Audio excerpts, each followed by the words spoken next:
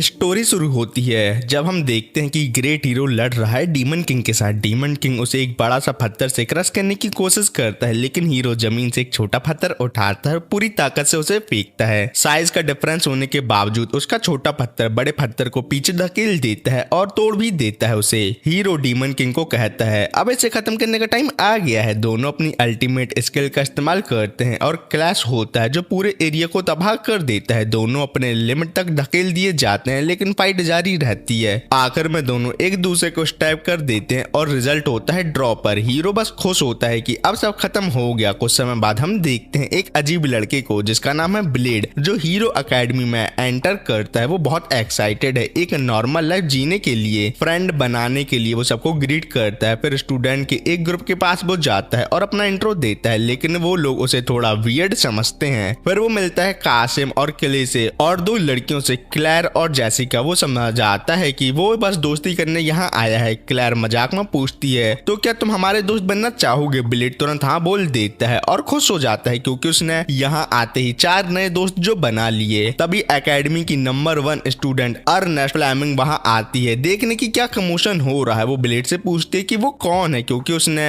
उसे पहले कभी यहाँ नहीं देखा। क्लैर बताती है कि ये नया स्टूडेंट है। अर्नेस्ट को ये अजीब लगता है क्योंकि एकेडमी में सिर्फ एस्पायरिंग हीरो को लिया जाता है और लेट एडमिशन अलाउ नहीं होते यहाँ। ब्लेड शांति से कहता है उसका हीरो बनने का कोई प्लान नहीं है क्योंकि वो बस यहाँ दोस्ती करने आया है। ये सुनकर अर्नेस्ट थोड़ा कंफ्यूज हो जाती है, लेकिन ब्लेड उसे कहता है कि वो उसे हेडमास्टर के ऑफिस ले जाए। वो दोनों ऑफिस में एंटर करते हैं और अर्नेस्ट सरप्राइज होती है देख कर के हेडमास्टर की जगह खुद किंग बैठे हैं। अर्नेस्ट तुरंत बो डाउन करती है, लेकिन ब्लेड कैजुअली आगे चलता रहता है। अर्नेस्ट किंग से ब्लेड की रूडनेस के लिए माफी मांगते हैं, लेकिन किंग उसे पहचान लेता और कहता है तुम तो इस एकेडमी की टॉप स्टूडेंट हो ना। किंग बताता है कि वो अब एकेडमी का नया हेड मास्टर होगा। अर्नेस्ट बहुत एक्साइटेड होती है, लेकिन किंग कहता है कि वो ब्लेड से कुछ प्राइवेट बात करना चाहता है। अर्नेस्ट को अजीब लगता है कि ब्लेड इतना कैजुअली किंग के साथ बातें कैसे कर पा रहा है। तब रिवील होता है कि ब्लेड एक्चुअली वही ग्रेट हीरो है जिसको हमने शुरुआत में देखा था और किंग हेल्प करना चाहता है ताकि ब्लेड अपनी खोई हुई पावर फिर से रीगेन कर सके। लेकिन ब्लेड मना कर देता है, कहता है कि अब वो बस एक ऑर्डिनरी गाय बनना चाहता है। डीमन किंग चला गया है तो उसकी कोई जरूरत नहीं रही इस दुनिया के लिए। किंग इंसिस्ट करता है कि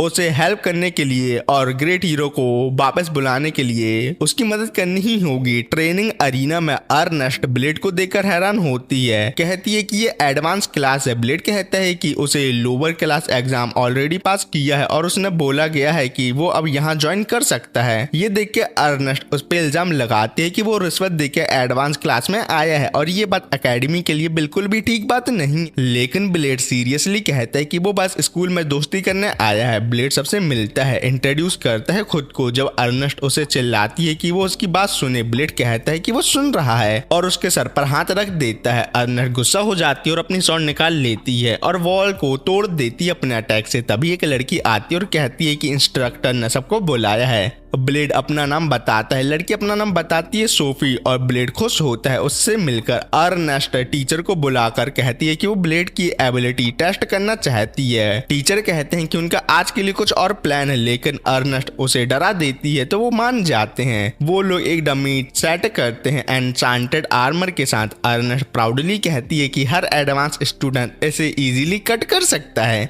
ब्लेड सबको अपनी वर्थ दिखाने के लिए तैयार होता है। अर्नेस्ट कहती है कि एडवांस क्लास लोअर क्लास से पूरे 3 लेवल ऊपर होती है तो ब्लेड अपनी स्किल एडजस्ट करे। वो अपनी तलवार के आसपास हवा की टेक्निक बनाता है और अनलीज करता है अपना ड्रैगन ईटर स्किल। ये स्किल डमी को पूरी तरह तोड़ देता है और यहाँ तक कि इस अटैक से सामने वाली दीवार भी पूरी तरीके से टूट जाती है और इस अटैक से ब्लेड की तलवार भी टूट जाती है। अर्नेस्ट हैरान हो जाती है सोचकर कि ये लड़का कौन है। ब्लेड देखता है कि सब थोड़े अटैक से घायल हो गए हैं, लेकिन फिर भी वो कहता है वो बस एक ऑर्डिनरी पर्सन है और कुछ नहीं। ब्रेक के वक्त ब्लेड अर्नेस्ट के साथ बैठ जाता है। वो अपने नए दोस्तों को बुलाता है पर वो आने से मना कर देते हैं। ब्लेड सोचता है कि उसने कुछ गलत कह दिया क्या, तो अर्नेस्ट बताती है कि ये टेबल सिर्फ उसके लिए रिजर्व है और सब उससे डरते हैं। ब्लेड आराम से अपना खाना खाता रहता है। अर्नेस्ट अपनी पहली बात वापस लेती है जो उसने ब्लेड को बोली थी, लेकिन ब्लेड याद भी नहीं कर पाता कि उसने क्या बोला था और वो बोलता है कि वो बातें छोड़ो, खाने में फोकस करो। वो उसका शुक्रिया अदा करता है और कहता है कि वो साथ में खाना खा रहे हैं तो वो उसे अपना दोस्त मानता है। ये सुनकर अर्नेस्ट ब्लश कर जाती है और कहती है कि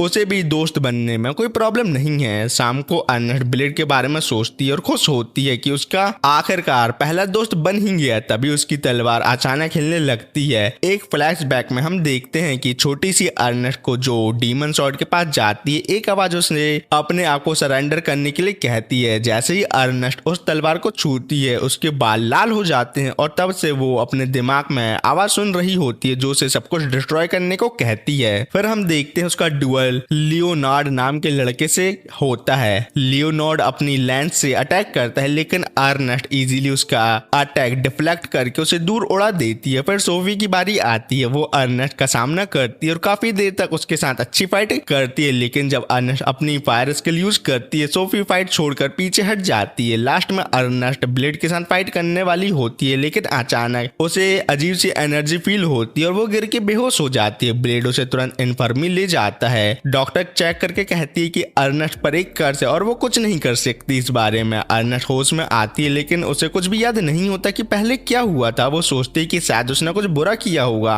लेकिन ब्लेड कहता है कि वो बस बेहोश हो गई थी और कुछ नहीं। डॉक्टर उसे रेस्ट करने को कहती है लेकिन अर्नेस्ट तुरंत उठकर जाना चाहती है। डॉक्टर मना करती है लेकिन ब्लेड वॉलंटियर करता है कि वो अर्नेस्ट का ख्याल रखेगा। ब्लेड उसे उठाकर ले जाता है लेकिन अर्नेस्ट खुद चलना शुरू कर देती है। वो ब्लेड से कहती है कि तुम दूसरे स्टूडेंट को मेरी इस प्रॉब्लम के बारे में नहीं बताना। ब्लेड एकेडमी के डाटाबेस में सर्च करता है और डीमन सॉर्ड का नाम पता लगाता है, एस्मोडियस। वो अर्नेस्ट के पास जाता है और कहता है कि उसे उसकी तलवार का राज पता है। अर्नेस्ट बताती है कि ये तलवार उसके परिवार के पास थी और वो 6 साल की उम्र में उसे छू बैठी थी। तब से डीमन की विल उसके अंदर आ गई। तब से वो इस अर्ज को कंट्रोल कर रही है जो उसे सब कुछ डिस्ट्रॉय करने को कहती है। ब्लेड सजेस्ट करता है कि वो एस्मोडियस से प्रॉपर ओनर बनने का पैक्ट बनाए। अर्नेस्ट कहती है कि वो डर रही है, अगर फेल हो गई तो डीमन पूरी तरह से जाग जाएगा और सबको तबाह कर देगा। ब्लेड उसे एश्योर करता है कि अगर ऐसा हुआ तो वो उसे खत्म कर देगा। शाम को अर्नेस्ट एस्मोडियस के सामने खुद को प्रूव करने के लिए तैयार हो जाती है। वो उसे चैलेंज करती है और एक बड़े फायर टॉर्नेडो में बदल जाती है और अंदर एस्मोडियस सामने आता और फाइट शुरू होती है। तभी एक डीमन टॉर्नेडो से निकलती है और सब कुछ तोड़ने लगती है लेकिन ब्लेड उसे इजीली हरा देता है। अर्नेस्ट को सुकून मिलता है कि ब्लेड उसके साथ है। वो अपनी तलवार निकालती है और एस्मोडियस पर चार्ज करती है। एस्मोडियस अपनी सील तोड़ता है और एनर्जी बीम से अटैक करता है। दोनों की पावर टकरा जाती है और फायर टॉर्नेडो गायब हो जाता है। अर्नेस्ट जीत जाती है और गिरने लगती है तो ब्लेड उसे कैच कर लेता है। दोनों खुश होते हैं कि अर्नेस्ट आखिरकार वापस आ ही गई। अगले दिन ब्लेड का डुअल होता है 2 स्टूडेंट के साथ और वो बिना उंगली उठाए ही उन्हें हरा देता है। अर्नेस्ट उसे कहती है कि कम से कम अपनी तलवार तो निकालो, अपने अपोनेंट की रिस्पेक्ट करो। और फिर अर्नेस्ट ब्लेड को सोफी का ख्याल रखने को कहती है। वो बताते कि सोफी हमेशा अकेली रहती है और बस वो ही करती है जो उसे ऑर्डर किया जाता है। उसके अंदर अपनी तरफ से कुछ भी करने की आदत नहीं है। अर्नेस्ट को लगता है कि क्योंकि सोफी ने ब्लेड को खुद को इंट्रोड्यूस किया था शायद वो उसे हैंडल कर पाएगा।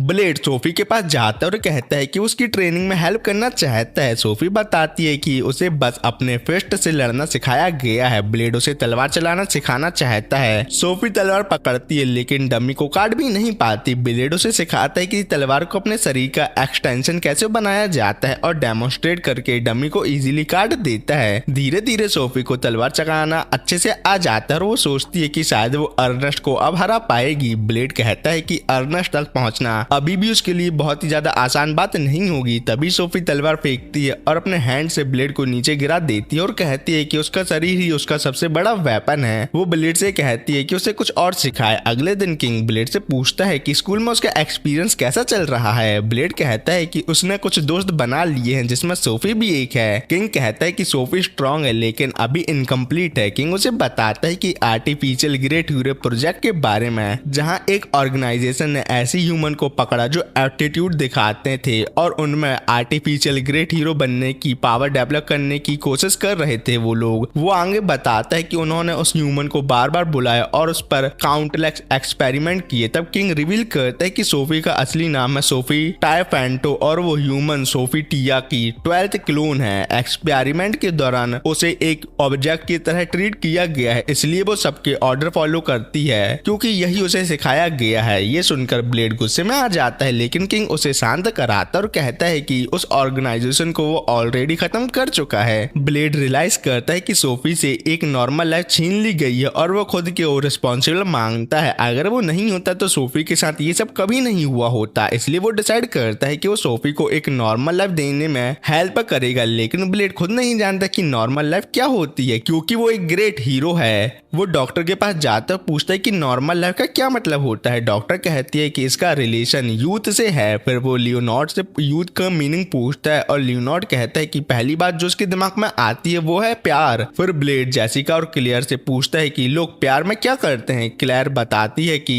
प्यार में लवर डेट पर जाते हैं। ब्लेड तुरंत अर्नेस्ट के पास जाता है और पूछता है कि डेट क्या होती है। अर्नेस्ट उसे डेट के बारे में बताती है, लेकिन अर्नेस्ट कहती है कि अभी उनके लिए डेट पर जाना जल्दी होगा। पर ब्लेड बिना सोचे समझे तुरंत भाग जाता है और कहता है कि वो डेट पर जा रहा है। अर्नेस्ट कंफ्यूज हो जाती है, सोचकर कि ये पगलेट किसके साथ डेट पर जा रहा है जब वो उसके साथ डेट पर जा ही नहीं रही। ब्लेड सीधा गर्ल्स ड्रेसिंग रूम में घुस जाता है और सोफी से, जो उस वक्त चेंज कर रही होती है, डायरेक्टली पूछता है क्या तुम मेरे साथ डेट पर चलोगी। सोफी सीधा हाँ कर देती है। बाद में हम देखते हैं कि ब्लेड के दोस्त उसे स्पाई कर रहे होते हैं। जब वो सोफी के साथ मिलता है, सोफी को डेट के बारे में कुछ पता नहीं होता, लेकिन ब्लेड कहता है कि वो सब मैनेज कर लेगा। वो सोफी को एग्जैक्ट टाइमिंग बताता है कि कौन सी एक्टिविटी कब करेंगे वो लोग, लेकिन सोफी कहती है कि वो ऑलरेडी शेड्यूल से लेट चल रहे हैं, जिससे ब्लेड पैनिक कर जाता है कि वो क्या करेगा। वो सोफी कहती है कि बस स्टार्ट करते हैं और चल पड़ते हैं, आगे देखते हैं क्या होता है। ब्लेड और सोफी अपनी डेट एंजॉय करते हैं। जब ब्लेड के फ्रेंड उन्हें चुपकर स्पाई कर रहे होते हैं, वो एक आर्केड में पहुंचते हैं जहां वो पंचिंग गेम खेलते हैं, लेकिन इतनी फोर्स लगाते हैं कि मशीन ही तोड़ देते हैं। और इतना ही नहीं, वो बिना पैसे दिए वहां से चले जाते हैं। तो ब्लेड के फ्रेंड को मजबूरन में डैमेज के पैसे भरना पड़ता है। फिर ब्लेड और सोफी एक ट्रॉपिकल ड्रिंक शेयर करते हैं जहां दोनों के गाल एक दूसरे से टच हो जाते हैं जब वो एक ही स्ट्रॉ में ड्रिंक करते हैं, और इसी वजह से ब्लेड का दिल बहुत ही जोर से धड़कने लगता है। पर उन दोनों को इतना क्लोज देखकर अर्नेस्ट और बर्दाश्त नहीं कर पाती और गुस्से में कहती है ये दोनों बिल्कुल जानवर हैं और कुछ नहीं। उसके फ्रेंड उसे एक आइसक्रीम देते हैं जो उसे बहुत ही टेस्टी लगती है और वो उसे जल्दी जल्दी खा लेती है, लेकिन जब वो खाना फिनिश करती है तो देखती है कि ब्लेड और सोफी वहां से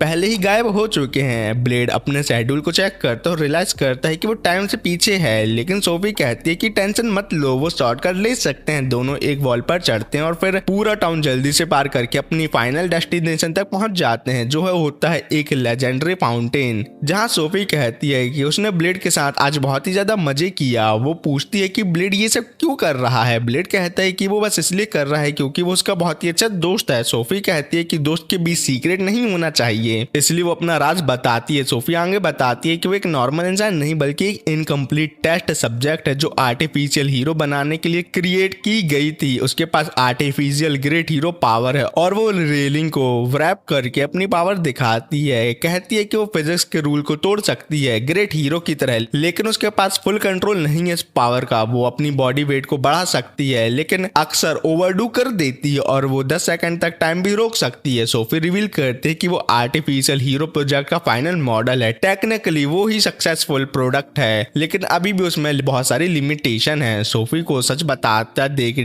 ब्लेड भी अपना सीक्रेट बता देता है कि वो ही पहला ग्रेट हीरो था। ये सुनकर सोफी शॉक हो जाती है। ब्लेड माफी मांगता है कि उसके साथ जो हुआ उसके लिए वो अपने आप को जिम्मेदार मानता है और कहता है कि वो चाहे तो उससे नफरत कर सकती है क्योंकि वो खुद ग्रेट हीरो की पावर को एक कर्ज मानता है। वो एक्सप्लेन करता है कि उसने कभी ग्रेट हीरो बनना नहीं चाहा था, लेकिन उसके पास कोई चॉइस नहीं थी। जब वो 3 साल का था तब उसकी पावर मैनिफेस्ट हुई थी और सबने कहा कि वो ना सेव करे। तब से उसने काउंटलेस बैटल लड़ी अपनी जान रिस्क में डालकर, लेकिन फिर भी वो सबको बचा नहीं पाया। ये देखकर लोग गुस्से में आ गए क्योंकि ग्रेट हीरो का फर्ज होता है सबको बचाने का। ये याद करके ब्लेड रोने लगता है। सोफी उसे हक करती और कहती है कि उसे प्राउड फील करना चाहिए क्योंकि उसने हजारों लोगों की जिंदगी बचाई है। सोफी कहती है कि वो एक्चुअली प्राउड है कि उसने आर्टिफिशियल ग्रेट हीरो बनाया गया क्योंकि वो ब्लेड जैसा बनना चाहती थी हमेशा से। ये सुनकर ब्लेड डिसाइड करता है कि वो अपने पास्ट को अपने प्रेजेंट पर भारी पड़ने नहीं देगा। दोनों प्रॉमिस करते हैं कि वो ब्लेड की ग्रेट हीरो वाली आइडेंटिटी सीक्रेट रखेगा और ये उन दोनों का एक सीक्रेट प्रॉमिस होगा जो किसी को कभी पता नहीं चलेगा।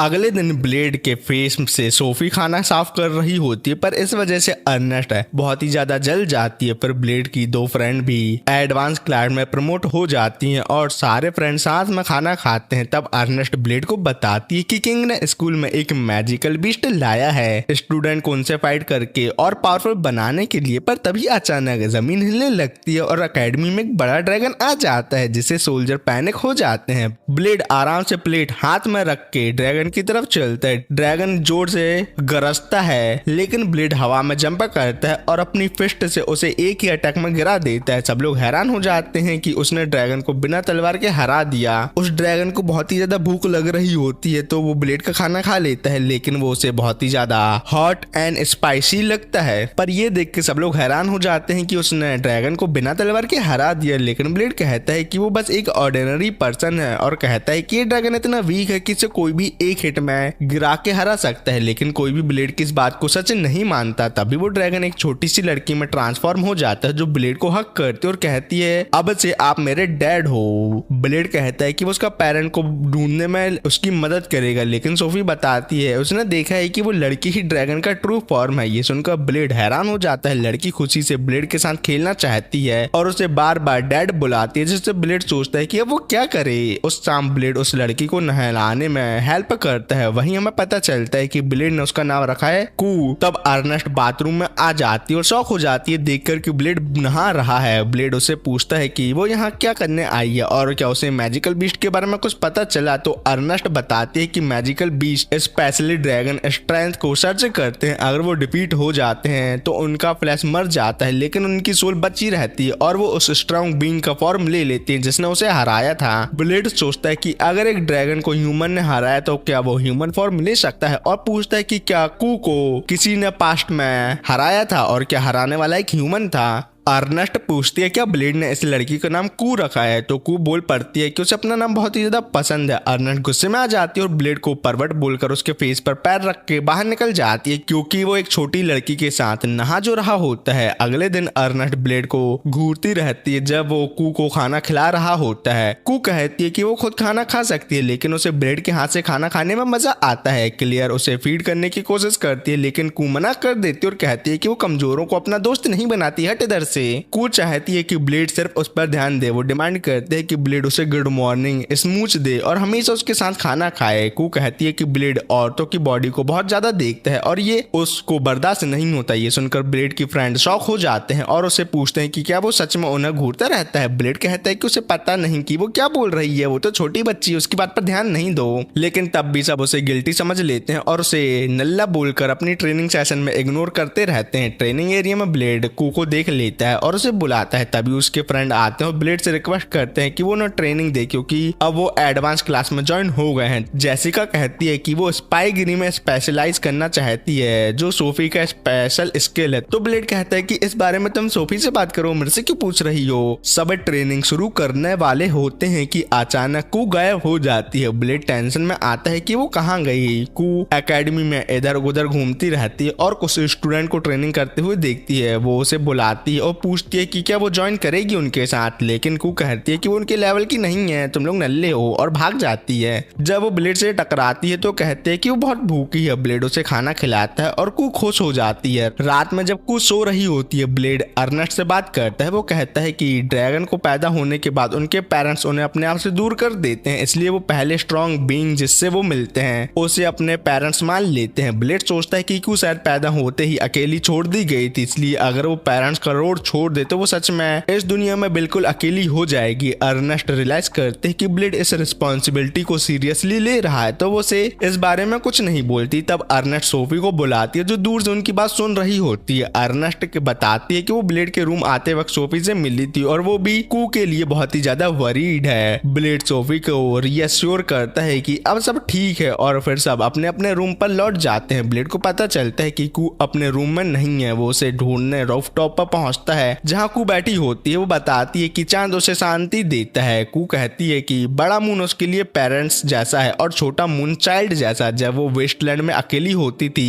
तब भी वो चांद को देखा करती थी। ब्लेड कू से पूछता है क्या वो फ्रेंड बनाना चाहेगी, लेकिन कू कहती है कि ड्रैगन ह्यूमन से सुपीरियर होते हैं और वो उनके साथ नहीं रहना चाहती। उसके लिए सिर्फ ब्लेड ही काफी है क्योंकि उसने उसे हराया था और बाकी ह्यूमन उसके लिए कमजोर नल्ले हैं। अगली सुबह ब्लेड किंग से कहता है कि वो कू का ख्याल रखे, लेकिन कू को किंग पसंद नहीं आता और वो गुस्से में रूम से बाहर निकल जाती है। ब्लेड उसे ढूंढता है और देखता है कि वो अपने रूम में डॉल के साथ खेल रही है। वो प्रिटेंड करती है कि ये डॉल एकेडमी के स्टूडेंट है और उनके एक एक करके नाम लेती है जैसे वो उनके साथ दोस्त बन गई हो। ये देखकर ब्लेड उदास हो जाता है। वो गुस्से में अपना सर दीवार पर मारने लगता है, लेकिन अर्नेस्ट उसे रोक देती है और पूछते है क्या हुआ। ब्लेड कहता है कि कू को फ्रेंड बनाने चाहिए, लेकिन उसके लिए फ्रेंड बनाना इम्पॉसिबल है क्योंकि वो ह्यूमन को नीचा और नल्ला समझती है। अर्नेस्ट उसे समझाती है कि वो अकेला इस प्रॉब्लम को सॉल्व नहीं कर सकता और सजेस्ट करते हैं कि सभी लोगों की इस पे हेल्प मांगे। दूसरे दिन दोनों ट्रेनिंग एरिया में जाते हैं जहां ब्लेड सबसे एक फेवर मांगता है। वो कहता है कि सब मिलकर कू को हरा दे ताकि वो ह्यूमन को एक्नॉलेज करे और उन्हें अपना दोस्त बना ले। स्टूडेंट कहते हैं कि काफी टफ टास्क होगा। ब्लेड उनसे रिक्वेस्ट करते हैं और अर्नेस्ट अनाउंस करते हैं कि वो भी उनके साथ लड़ने वाली है। तभी उनके क्लासमेट आते हैं और कहते हैं कि वो भी कू के लिए वरीड है और वो भी इस फाइट में पार्टिसिपेट करेंगे। सब स्टूडेंट रेडी होते हैं और तभी कू आसमान से नीचे उतरती है। स्टूडेंट फाइट के लिए प्रिपेयर होते हैं। किंग ऊपर से सब देखता है और कहता है कि ये ही वो ट्रेनिंग है जो वो देखना हमेशा से चाहता था। उसकी सर्वेंट पूछती है कि अगर एक ग्रुप ऑफ ह्यूमन ड्रैगन को हरा देते हैं तो क्या ड्रैगन इसे एक्सेप्ट करेगा। किंग कहता है कि ड्रैगन ह्यूमन को कलेक्टिव ग्रुप के रूप में देखते हैं, इसलिए ये फेयर फाइट माना जाएगा। हमें पता चलता है कि जब ह्यूमन ने क्यू को पहली बार पकड़ा था तब वो ट्रैप में फंसी हुई थी और प्रॉपरली फाइट नहीं कर पाई थी। ब्लेड कू से कहता है कि अब सिचुएशन अलग है बेटी, और आगे कहता है कि देखो ह्यूमन कितने स्ट्रांग होते हैं। कू गरजती है और अपनी फायर ब्रेथ छोड़ती है। अर्नेस्ट अपनी सॉन्ड निकालती है और सबको कहती है कि बैटल के लिए तैयार हो जाओ। जैसे ही फाइट शुरू होती है ज्यादातर स्टूडेंट डर के भाग जाते हैं। जब कू उन पर अटैक करती है अर्नेस्ट तुरंत चार्ज लेती है और ड्रैगन पर अटैक करती है। साथ ही चिल्लाती है कि सब लोग फॉर्मेशन में बने रहो। उसके कमांड पर स्टूडेंट कू को दोनों तरफ से घेर कर उस पे एक्सप्लोजिव एरो छोड़ते हैं, लेकिन अटैक इतने कमजोर होते हैं कि कू को कोई बड़ी चोट नहीं लगती। कू अपनी टेल से उन्हें उठाकर पटक देती है। अरीना के कोने में हीलर इंजर्ड स्टूडेंट को रिकवर कर रहे होते हैं, जबकि दूसरे कोने में कू अपनी पूरी ताकत दिखाते हुए लड़ाई को डोमिनेट कर रही होती है अकेले ही। ब्लेड बालकनी से फाइट देख रहा होता है। तभी किंग आता है और कहता है कि स्टूडेंट फेल हो जाएंगे। तभी कू फायर ब्रेथ छोड़ती है और उसके डिस्ट्रैक्ट होते ही सोफी और अर्नेस्ट एक कॉम्बो अटैक लॉन्च करते हैं। वो थोड़ा डैमेज तो करते हैं, लेकिन कू को नीचे गिराने के लिए काफी नहीं होता, लेकिन ये उनका असली प्लान नहीं था। जैसे ही कू अटैक से रिकवर कर रही होती है वो अचानक अपने पैर के नीचे की जमीन टूटने का एहसास करती है और एक बड़े से गड्ढे पर गिर जाती है। किंग कहता है ये चीटिंग है, लेकिन ब्लेड बताता है ये चीटिंग नहीं है क्योंकि उन्होंने ट्रैप पहले से नहीं बनाया था, ये लैंस लॉर्ड ने अपने लेंस से फाइट के दौरान खोदा है। ब्लेड कहता है कि अब असली फाइट शुरू होने वाली है तो ध्यान से देखो किंग। सब स्टूडेंट कू पर चार्ज करते हैं, लेकिन वो अपनी फायर ब्रेथ से उन्हें दूर रखती है। अर्नेस्ट अपनी डिमोनिक शॉट का यूज करती है, लेकिन अंदर का डीमन एसमोडियस बार बार के यूज से कमजोर हो रहा होता है, पर अर्नेस्ट उसकी परवाह नहीं करती और एक पावरफुल अटैक लॉन्च करती है। उसके बाद लियोनार्ड अपनी ड्रिल लैंड से अटैक करता है, लेकिन कू की थिक स्केल को वो तोड़ नहीं पाता। कू ऊपर उड़कर बचने की कोशिश करती है, लेकिन अर्नेस्ट जंप करके उसे नीचे गिरा देती है। फिर सोफी अपनी ग्रेविटी मैनिपुलेशन का यूज करके अपने पंच को 1000 गुना भारी बनाती है और कू के पेट पर एक डेवास्टेटिंग ब्लो देती है। ये देखकर लियोनार्ड चिल्लाता है कि ये उनका मौका है और अर्नेस्ट से कहता है कि वो फाइट खत्म करे। डीमन उसे रोकने की कोशिश करता है, लेकिन अर्नेस्ट उसकी बात नहीं सुनती और पूरी पावर खींच लेती है। वो एक ह्यूज फायरबॉल बनाती है और बाकी स्टूडेंट अपनी स्पिरिचुअल एनर्जी उसे कनेक्ट करके उसका फायरबॉल और भी ज्यादा बड़ा कर देते हैं। अर्नेस्ट उस फायरबॉल को कू पर फेंक देती है और कू रियलाइज करती है कि अब वो बच नहीं सकती। फायरबॉल ब्लास्ट होती है और वो कुछ देर बाद कू अपने ह्यूमन फॉर्म में आ जाती है। कू रोते हुए कहती है कि वो हार गई और सोचती है कि ब्लेड उसे छोड़ देगा क्योंकि अब वो नल्ली कमजोर हो गई है। लेकिन ब्लेड उसे कन्वर्ट करता है और कहता है कि वो उसे कभी नहीं छोड़ेगा क्योंकि उसकी बेटी जो है वो कहता है कि वो वीक नहीं बल्कि ह्यूमन टीम बनाकर ज्यादा स्ट्रांग हो गए हैं। ब्लेड कहता है कि अब जब कू हार गई तो उसे स्टूडेंट को एक्सेप्ट करने में कोई प्रॉब्लम नहीं होनी चाहिए। कू थोड़ी नर्वस होते हुए सबसे अपना फ्रेंड बनने को कहती है और सब खुशी से उसकी रिक्वेस्ट एक्सेप्ट कर लेते हैं। कुछ दिनों बाद किंग अरीना में आता है और स्टूडेंट के लिए एक नई ट्रेनिंग मेथड इंट्रोड्यूस करता है जिसका नाम होता है वर्चुअल रियलिटी। वो ईगरली फैकल्टी के कंप्लीट होने का वेट करता है। दूसरी तरफ ब्लेड के फ्रेंड कैफेटेरिया में कू के तरफ बैठ जाते हैं और उसे खाना खिला रहे होते हैं। ब्लेड नोटिस करता है कि अर्नेस्ट रात भर में 40 पाउंड वेट गेन कर चुकी है और कहती है कि वो डिफरेंट लग रही है। उसके फ्रेंड ब्लेड को नल्ला बोलते हैं और ब्लेम करते हैं कि वो अर्नेस्ट को मोटा कैसे बोल सकता है, लेकिन ब्लेड इंसिस्ट करता है कि वो सच में मोटी हो गई है। ये सुन के अर्नेस्ट रोती हुए वहां से भाग जाती है क्योंकि वो नहीं चाहती कि ब्लेड उसे मोटा भैंस बोले। सोफी और बाकी लड़कियां ब्लेड को इडियट बोलती और कहती हैं कि वो बिल्कुल नालायक नल्ला है। वो ये भी कहती हैं कि शायद ये अर्नेस्ट और ब्लेड की दोस्ती का एंड हो सकता है। ब्लेड को समझ नहीं आता कि ये दोनों क्या बोल रही हैं, पगलैट है पूरी ये लोग। लेकिन जब 3 दिन तक अर्नेस्ट अपने कमरे से बाहर नहीं आती तो ब्लेड पैनिक हो जाता है। उसे रियलाइज होता है कि अर्नेस्ट शायद उसे अपना दोस्त नहीं मानती, इसलिए वो तुरंत माफी मांगने भागता है। लेकिन लड़के समझ जाते हैं कि ब्लेड इतना बड़ा नल्ला है कि उसे अभी भी पता नहीं है कि उसने क्या गलत किया था और ये बात अर्नेस्ट को और गुस्सा दिलाए और इसलिए अब वो सभी डिसाइड करते हैं कि उन्हें नल्ले ब्लेड की मदद करनी ही होगी, नहीं तो वो इतना बड़ा नल्ला है कि उसे कुछ समझ में नहीं आने वाला। वो सब अर्नेस्ट के कमरे पर पहुंचते हैं और जब वो दरवाजा नहीं खोलती तो जबरदस्ती वो उसे तोड़ देते हैं। अंदर अंधेरा होता है और अर्नेस्ट कोने में बैठी होती है और अजीब सी सिसकियां ले रही होती हैं। सब उसके लिए परेशान होते हैं। तभी कू कुछ डिलीशियस स्मेल महसूस करती है और सीधा अर्नेस्ट पर कूद जाती है। ब्लेड लाइट ऑन करता है और देखता है कि अर्नेस्ट और भी ज्यादा मोटी भैंस हो गई है और वो मिठाइयों को ऐसे खा रही है जैसे कल उसका जीवन जीने का आखिरी दिन हो। अर्नेस्ट रोते हुए बताती है कि कू से फाइट करने के बाद उसे हमेशा भूख लगती रहती है और वो अपने आप को डेजर्ट खाने से रोक नहीं पा रही। ब्लेड इसे इग्नोर करके सिर्फ ये पूछता है क्या वो अभी भी उसकी दोस्त है या नहीं। अर्नेस्ट जवाब देती है कि ऐसा कुछ नहीं है, वो बस इसलिए अपने कमरे में छुप गई थी क्योंकि वो नहीं चाहती कि कोई खासकर ब्लेड उसे मोटी भैंस बोले। ये सुनकर ब्लेड रिलैक्स होता है और वापस जाने लगता है, लेकिन लड़की उसे रोक देती और कहती है कि उसे अर्नेस्ट से माफी मांगनी चाहिए ताकि अर्नेस्ट का मन हल्का हो सके। ब्लेड कंफ्यूज होता है तो लियोनार्ड उसे दिखाता है कि कैसे माफी मांगा करते हैं, लेकिन वो भी उसे मोटी भैंस बोल देता है जिसकी वजह से अर्नेस्ट उसे पंच मार के दूर फेंक देती है। ब्लेड अर्नेस्ट से कहता है कि उसे अपनी मिठाइयों की आदत से शर्माना नहीं चाहिए और याद दिलाता है कि उसके दोस्त हमेशा उसके साथ है। ये सुनकर अर्नेस्ट खुश हो जाती है। अगली सुबह ब्लेड उसकी वेट लॉस ट्रेनिंग शुरू करता है। अर्नेस्ट को बहुत स्ट्रगल होती है क्योंकि उसके शरीर पर 50 किलो तक का चर्बी जो होती है, लेकिन वो अपनी विल पावर से एक्सरसाइज करती है, लेकिन प्रोग्रेस बहुत ही ज्यादा कम होती है। वो रोज कम खाना खाती है, सोना ट्रीटमेंट भी लेती है, लेकिन उससे कोई फर्क नहीं पड़ता। जब वो वेट मशीन पर चढ़ती है तो बेचारी वेट मशीन उसके वेट से टूट जाती है। काहे की वेट मशीन हुई फिर ये देखकर अर्नेस्ट रियलाइज करते है कि नॉर्मल मेथड से उसे कुछ नहीं होगा। अगले दिन वो अरीना में ब्लेड के पास आती है और कहती है कि वो कुछ एक्सट्रीम ट्राई करेगी। वो अपनी डेमोनिक शॉट निकालती है और एसमोडियस को कमांड करती है कि वो उसके शरीर को कंज्यूम करके उसे पावर दे। उसके शरीर के चारों तरफ फ्लेम आ जाती है और ब्लेड सिर्फ देख पाता है कैसे वो फ्लेम टॉर्नेडो में कंज्यूम हो रही है। जल्दी सोफी और बाकी लोग भी अरीना में आ जाते हैं उसकी मदद करने के लिए। उसके बाद अर्नेस्ट उनके सामने एक फायर डीमन के रूप में आती है। सब एसमोडियस की आवाज सुनते हैं जो अर्नेस्ट को कांग्रेचुलेशन करता है और कहता है कि सिर्फ उसका पहला एंसेस्टर ही इस फॉर्म तक पहुंच गया था।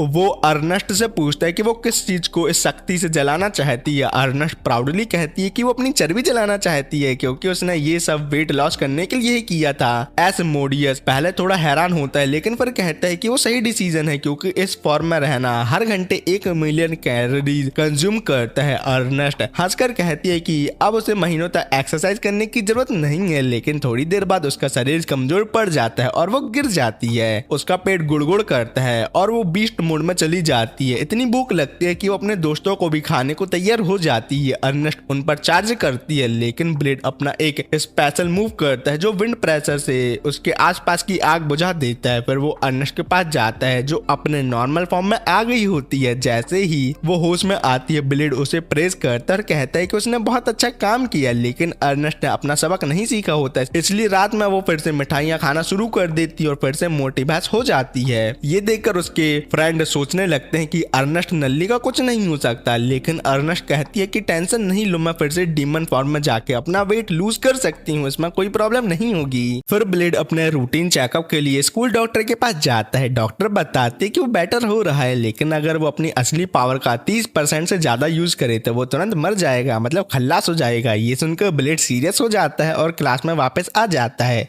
रास्ते में उसकी दोस्त क्लेयर एक शाय नर्डी लड़की मारिया से उसकी मुलाकात करवाती है। सेटिंग नहीं करवा रही, आगे बात सुनो। ब्लेड उसे तुरंत पहचान जाता है क्योंकि ये स्टूडेंट भी कू से फाइट करने में सभी की मदद कर रही थी। उस टाइम मारिया बार बार गिर रही थी और गलत डायरेक्शन में फायरबॉल छोड़ रही थी। ब्लेड के ये बात याद दिलाने से मारिया एम्बेरस हो जाती है। मारिया फिर उससे एक फेवर मांगती है, अगर कभी उसकी पावर कंट्रोल से बाहर हो जाए तो ब्लेड उसे मार डाले। ये सुनकर ब्लेड के फ्रेंड भी आ जाते हैं और गॉसिप सुनने लगते हैं। मारिया सबको बताती है कि वो प्योर ह्यूमन नहीं बल्कि ह्यूमन डीमन की हाइब्रिड है। ब्लेड को ये पहले ही फील हो गया था, इसलिए वो आराम से सुनता है। मारिया बताती है कि एक बड़ी और खतरनाक पावर उसके अंदर सो रही है। तभी उसका टी कप टूट जाता है और चाय तुरंत एवोरपेट हो जाती है। वो सबसे माफी मांगती है और कहती है कि जब वो अपनी पावर कंट्रोल नहीं कर पाती तो ऐसा ही होता है। मारिया आगे कहती है कि उसने हमेशा अपनी पावर कंट्रोल में रखी, लेकिन कू की फाइट के बाद वो फेल हो रही है। ब्लेड समझ जाता है कि हमेशा ह्यूमन का स्पिरिचुअल पावर डीमन के मैजिक से अलग होता है और उसके मैजिक सर्किट डैमेज हो गए हैं। मारिया कंफर्म करती है और कहती है कि अगर उसकी ट्रू पावर कभी अनलीज हुई तो वो चाहती है कि कोई उसे रोके। उसके पेरेंट्स मर चुके हैं और उसका कोई घर नहीं है, इसलिए वो ब्लेड से मदद मांगती है। ब्लेड तुरंत हाँ बोलता है और उसके फ्रेंड भी पावर ऑफ फ्रेंडशिप मोड में आ जाते हैं। बाद में ब्लेड सबको अरीना में ले जाता है और अपने फ्रेंड से कहता है कि वो कंट्रोल सेट करे ताकि अरीना पावरफुल बैरियर मैजिक से कवर हो जाए। अर्नेस्ट चिल्लाती है कि ये स्कूल प्रॉपर्टी के गलत यूज है, लेकिन ब्लेड चिल रहता है जैसे इसके लिए ये रोज का काम हो। फिर वो मारिया को कहता है कि अपनी फुल पावर अनलीज करो। मारिया रिफ्यूज करती है, लेकिन ब्लेड के भरोसे पर और अर्नेस्ट के मोटिवेट करने पर वो मान जाती है। वो अपने मैजिक सीलिंग आर्टिफैक्ट एक एक करके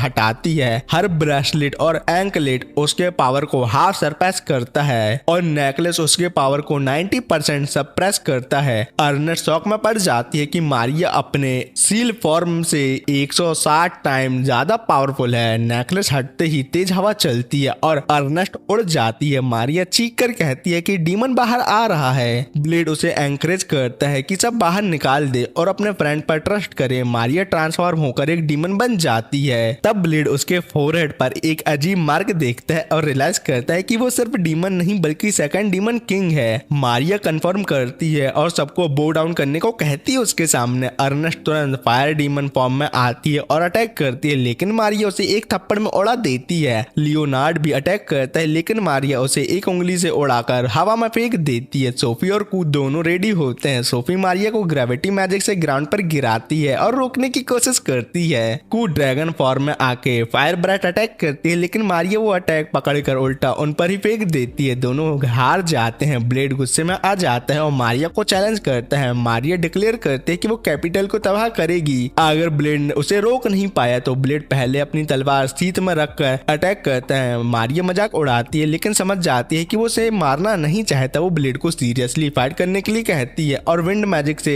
उसे बैरियर में फेंक देती है। ब्लेड फाइनली अपनी तलवार खोलकर फाइट करता है। मारिया इजीली उसके अटैक ब्लॉक करती है। जब वो फायर मैजिक से काउंटर करती है तो ब्लेड मुश्किल से ब्लॉक कर पाता है और उसकी तलवार टूट जाती है। मारिया इंप्रेस होती है कि वो अभी भी जिंदा है। तब अर्नेस्ट वापस उठती है और ब्लेड को अपनी डिमोनिक तलवार देती है। डीमन एसमोडियस कहता है कि वो नॉर्मली किसी और की सेवा नहीं करेगा, लेकिन अर्नेस्ट का ऑर्डर इसलिए आज वो उसकी बात मानेगा। आगे मारिया कहती है कि अब लड़ाई इंटरेस्टिंग होगी। ब्लेड डिक्लेयर करता है कि वो अपने अगले ही अटैक में पूरी फाइट खत्म कर देगा। वो अपनी स्पिरिचुअल पावर गैदर करता है और एसमोडियस की फ्लेम के साथ कंबाइन करता है। एसमोडियस टेंशन में है, लेकिन ब्लेड उसे इग्नोर करता है। फिर वो एक बड़ी फायर स्लैश अटैक मारिया पर लॉन्च करता है। मारिया शील्ड बनाती है, लेकिन वो क्रैक हो जाती है और ब्रेक हो जाती है। वो पूछती है कि ब्लेड कौन है, और लेकिन वो कहता है कि वो बस एक नॉर्मल स्टूडेंट है और कोई नहीं। अटैक इतना पावरफुल होता है कि अरीना का बैरियर भी टूट जाता है। बैटल खत्म हो जाती है और कोई नहीं मरता, लेकिन ब्लेड इतनी पावर यूज कर गिर पड़ता है। अगले दिन वो हॉस्पिटल में उठता है। डॉक्टर उसे गले लगाकर रोती है और कहती है कि वो लगभग मर गया था। ब्लेड माफी मांगता है, पूछता है कि सब सेफ है या नहीं, तो डॉक्टर कहती है कि सब सेफ है including Maria. Next day school में ब्लेड देखता है कि डीमन किंग फॉर्म वाली मारिया यानी माओ बहुत पॉपुलर हो गई है। वो ब्लेड को ग्रेट करती है, लेकिन उसका सीक्रेट रिवील करने वाली ही होती है कि वो एक ग्रेट हीरो है। ब्लेड उसे रोकता है। माओ मजाक में कहती है कि वो इस बात से उसे ब्लैकमेल करेगी फ्यूचर में। वो कहती है कि उसे मारिया मत बुलाओ क्योंकि वो अलग पर्सन है। ब्लेड उसका नाम पूछता है तो वो कहती है कि उसका कोई नाम नहीं है। स्टूडेंट के साथ वो फिर फ्रेंडली बिहेव करती है और अच्छे से बात करती है। बाद में ब्लेड और उसके फ्रेंड किंग से बात करते हैं। किंग बताते हैं कि वो हमेशा से मारिया की ट्रू आइडेंटिटी जानता था, लेकिन फिर भी उसने स्कूल में उसे अलाउ किया। किंग रिवील करते हैं कि मारिया की माँ तो ह्यूमन थी, लेकिन उसके फादर डीमन किंग हैं, जिनका अभी कोई अता पता नहीं है कि वो कहाँ गए। ब्लेड को कुछ बुरा पास्ट याद आता है। सभी दोस्तों को लगता है कि माओ डेंजरस है, लेकिन अर्नेस्ट कहती है कि हम कुछ नहीं कर सकते क्योंकि किंग मारिया की रिस्पॉन्सिबिलिटी ले रहे हैं। माओ कहती है कि अब उसकी पावर सील है, इसलिए अब वो बस एक नॉर्मल लड़की है। कू अभी भी उससे डरकर अपने पापा के पीछे छुप जाती है क्योंकि माओ ने उसे बहुत ही ज्यादा गंदी तरीके से जो पेला था। माओ ब्लेड को चैलेंज करती है कि तुम्हारा जब भी मन करे मुझसे रीमैच कर सकते हो। रात को ब्लेड सो रहा होता है, तब उसकी विंडो खुलती है। माओ आती है और कहती है कि उसे डेट पर ले जाना चाहती है। ब्लेड मूड में नहीं होता, लेकिन माओ उसे उठाकर चांद दिखाती है। वो कहती है कि मारिया हमेशा जमीन से चांद देखती थी, इसलिए वो चांद की खूबसूरती एंजॉय नहीं कर पाती कि वो पास से कितना अच्छा दिखता है। माओ अपनी फीलिंग बताती है कि वो ब्लेड के करीब रहना चाहती है और उसके साथ वक्त गुजारना चाहती है। ब्लेड थोड़ा ऑकवर्ड फील करता है। माओ कहती है कि वो स्कूल में सिर्फ इसलिए है क्योंकि वो उसे रिस्पेक्ट करती है जो उसे हरा सकता है। माओ बताते हैं कि मारिया के अंदर बहुत नेगेटिव इमोशन थे जो उसके ट्रॉमेटिक पास्ट से आए थे। ह्यूमन ने उसे हमेशा बुली किया था और डिस्क्रिमिनेट भी किया था। उसकी माँ अच्छी थी, लेकिन बाप से वो नफरत करती थी। माँ के मरने के बाद वो अकेली हो गई और माँ उसकी ऑल्टर ईगो बनकर पैदा हुई ताकि मारिया दर्द से बच सके। माओ कहती है कि शायद मारिया अब कभी वापस न आए। कुछ दिन बाद एलियस नाम की क्लब मेंबर आती है और कहती है कि माओ का नेकलेस सीलिंग आर्टिफैक्ट नहीं बल्कि रिकॉर्डिंग डिवाइस है जिसमें मैसेज रिकॉर्ड होते हैं। ओह अच्छा, ये बात तो हमें पता ही नहीं थी। माओ को याद आता है कि उसकी माँ ने ये उसे गिफ्ट किया था। एलिस वार्न करती है कि रिकॉर्डिंग प्ले करने से शायद मारिया वापस आ जाए और माओ हमेशा के लिए खत्म हो जाए, लेकिन ये सुनने के बाद भी माओ हंसकर कहती है कि वो रिस्क लेगी। नेकलेस एक्टिवेट होता है और डीमन किंग का मैसेज सामने आता है जिसमें वो अपनी वाइफ से माफी मांगता है और कहता है कि वो एक पावरफुल दुश्मन से लड़ने जा रहा है और हो सकता है कि वो अब कभी वापस न आए। वो चाहता है कि उसकी बेटी को यह मैसेज मिल जाए जब वो बड़ी हो। वो कहता है कि वो अपनी वाइफ और बेटी से हमेशा प्यार करेगा, चाहे वो इस दुनिया से हमेशा हमेशा के लिए खत्म ही क्यों ना हो जाए। ये सुनकर माओ रो पड़ती है और कहती है कि वो अपनी बॉडी कंट्रोल नहीं कर पा रही और मारिया वापस आने वाली है। वो सबसे कहती है कि मारिया का नाम पुकारो जिससे मारिया फिर से वापस आ जाएगी और वो हमेशा हमेशा के लिए चली जाएगी। सब चिल्लाते हैं और मारिया वापस आ जाती है। क्लेयर और एलिस उसे कंफर्ट करती हैं। अच्छी बात ये होती है कि माओ डिस्ट्रॉय नहीं हुई होती बल्कि मारिया के साथ को एग्जिस्ट करने लगती है। कुछ दिन बाद ब्लेड का मैच फिर से मारिया से होता है। जैसे ही वो ग्लासेस उतारती है वो माओ बन जाती है और दोनों फिर से फाइट शुरू कर देते हैं। कुछ दिनों बाद ब्लेड अपनी गर्ल गैंग के साथ ग्रुप डेट पर निकलता है। मस्ती मजाक के बीच वो रास्ते में एक वैगन को देखते हैं जो गेट के नीचे अटका होता है। अर्नेस्ट तुरंत गुस्से में ओनर को बोलती है कि हाईवे यूज करो, क्या तुम्हें इतना दिमाग भी नहीं है। तभी उन्हें पता चलता है कि वो वैगन एक सैंटोर की है। ब्लेड उस सैंटोर को देखते ही पहचान जाता है और मुस्कुराते हुए उसका नाम लेता है डायोम तुरंत उसे ग्रेट हीरो बुलाती है, लेकिन ब्लेड घबरा कर उसका मुंह बंद कर देता है ताकि उसका सीक्रेट सभी के सामने खुल न जाए। थोड़ी देर बाद डायोम फॉर्मली अपना परिचय देती है। वो ब्लेड की एक पुरानी दोस्त के रूप पर। क्लेयर और बाकी गर्ल्स क्यूरियस हो जाती है और पूछते हैं कि क्या उसने अपने कार्गो के लिए हेल्प चाहिए। डायोम खुशी से एक्सेप्ट करती है। सब मिलकर उसके सामान को किंग के महल तक पहुंचा देते हैं। किंग पर्सनली डायोम को थैंक यू बोलता है और उसे उसका नेक्स्ट असाइनमेंट देता है कि अब वो हीरो अकेडमी में एक टीचर बनेगी। अर्नेस्ट ये डिसीजन को थोड़ा अजीब तरीके से लेती है, लेकिन किंग सिंपली बोलता है कि अगर डाउट हो तो ब्लेड से वो इस बात को कंफर्म कर ले क्योंकि वो डायोम की कैपेबिलिटी जानता है। ब्लेड का चेहरा तुरंत उतर जाता है और वो सीरियस हो जाता है क्योंकि उसे डर होता है कि डायोम कहीं उसका सीक्रेट गलती से सभी को ना बता दे। अगली सुबह डायोम का पहला दिन होता है एज अ टीचर। उसके सामने बड़े बड़े एन्चांटेड आयरन के क्यूब रखे होते हैं। वो अपने स्पेयर के साथ इतनी जोर से चार्ज अटैक करती है कि एक ही अटैक में वो बड़े बड़े क्यूब में होल बना देती है। मेटल पे घर का लावा बन जाता है। डायोम संतुष्ट होती है और बोलती है चलो क्लास शुरू करते हैं। फिर वो अपना इंट्रोडक्शन देती है, मैं हूँ डायोम द डीमन स्पीयर। ये सुनते ही अर्नेस्ट के होश उड़ जाते हैं क्योंकि वो रिकॉग्नाइज करती है कि डायोम एक्चुअली कैवालरी ट्रूप की एक जनरल है। सारे स्टूडेंट शॉक रहते हैं और डायोम कैजुअली बोलती है कि वो ग्रेट हीरो के सामने कुछ भी नहीं है। ये सुनकर अर्नेस्ट के दिमाग में तुरंत इक्वेशन बनती है, ग्रेट हीरो, डायोम और ब्लेड के बीच जरूर कोई ना कोई कनेक्शन है। क्लियर और बाकी गर्ल्स भी इस बात पर अटेंशन देती हैं और डिसाइड करते हैं कि वो डायोम से सच निकलवा कर ही रहेंगी। अगले दिन वो सब सोना रूम में डायोम को मसाज देते हैं, बॉडी वॉश करते हैं ताकि वो रिलैक्स हो जाए और सब कुछ सच सच बता दे। जैसे ही डायोम कुछ बोलने वाली होती है, ब्लेड रूम में घुस आता है और पूरे प्लान को फ्लॉप कर देता है। अर्नेस्ट पैनिक में आ जाती है क्योंकि ब्लेड लड़कियों के सोना रूम में घुस आया था। जेसिका मजाक में बोलती है कि ब्लेड की मेंटल एज अभी 5 साल के बच्चे जितनी है, इसलिए उसे लड़कियों को बिना कपड़े में देखने में इंटरेस्ट नहीं है और टॉवल गिरा के इस बार को चेक भी करवाती है। ये सुनकर डायोम कहती है कि सच में ब्लेड 5 साल का ही था जब उससे पहली बार मिली थी। ब्लेड उसे चुप करने की कोशिश करता है लेकिन तभी माओ आके ब्लेड को रोक लेती है। फिर वो सब पूल में चले जाते हैं जहाँ डायोम अपनी पुरानी कहानी बताती है। वो कहती है कि जब वो पहली बार ब्लेड से मिली थी तो ब्लेड उसे घोड़ा समझकर काटने की कोशिश कर रहा था। ये सुनकर सारी गर्ल्स बहुत जोर जोर से हंसने लगती हैं और पागल हो जाती हैं। फिर डायोम बताती है कि कैसे वो सालों तक ट्रेन करती रही, फिर ग्रेट हीरो की पार्टी ज्वाइन की और बैटलफील्ड में उसे अपनी बैक पर राइड भी करवाया। लेकिन जब final battle I demon king के खिलाफ तब हीरो ने उसे साथ नहीं लिया, ये सोचकर कि अभी वो इमोशनल है बहुत ही ज्यादा। तब से वो और ज्यादा ट्रेन कर रही है ताकि फ्यूचर में किसी को बचा सके। कुछ दिनों बाद ब्लेड और अर्नेस्ट मार्केट से लौट रहे होते हैं, तभी उनके ऊपर से एक बड़ा सा सीक्रेट बर्ड उड़ता है। अर्नेस्ट तुरंत पहचान जाती है कि ये तो कॉन्टिनेंट का सबसे रेयर सीक्रेट बर्ड है। ब्लेड कैजुअली बोलता है, चिंता मत करो, ये नॉर्मली ह्यूमन पर अटैक नहीं करते। लेकिन अगले ही सेकंड वो बर्ड एक मूविंग वैगन पर अटैक कर देता है और पूरा शहर पैनिक में आ जाता है। लेकिन बर्ड उन्हें इग्नोर करके स्काई में फ्लाई कर जाता है जहाँ दूसरा सीक्रेट बर्ड वेट कर रहा होता है उसका। ब्लेड तुरंत समझ जाता है कि इस सब के पीछे जरूर ही किंग का कोई ना कोई हाथ होगा। अर्नेस्ट गुस्से में किंग के ऑफिस में जाती है और पूरे केस की एक्सप्लेनेशन डिमांड करती है। किंग पहले तो मजाक बनाता है लेकिन ब्लेड थोड़ा स्ट्रिक्ट होके कहता है, बताइए वैगन में ऐसा क्या था जो बर्ड उसे ढूंढ रहे हैं। तो किंग कैजुअली जवाब देता है, वो सीक्रेट बर्ड का अंडा चुरा के ले आया है। ये सुनकर ब्लेड परेशान हो जाता है, आपने सीक्रेट ब्लेड का अंडा चुरा लिया, लेकिन कैसे?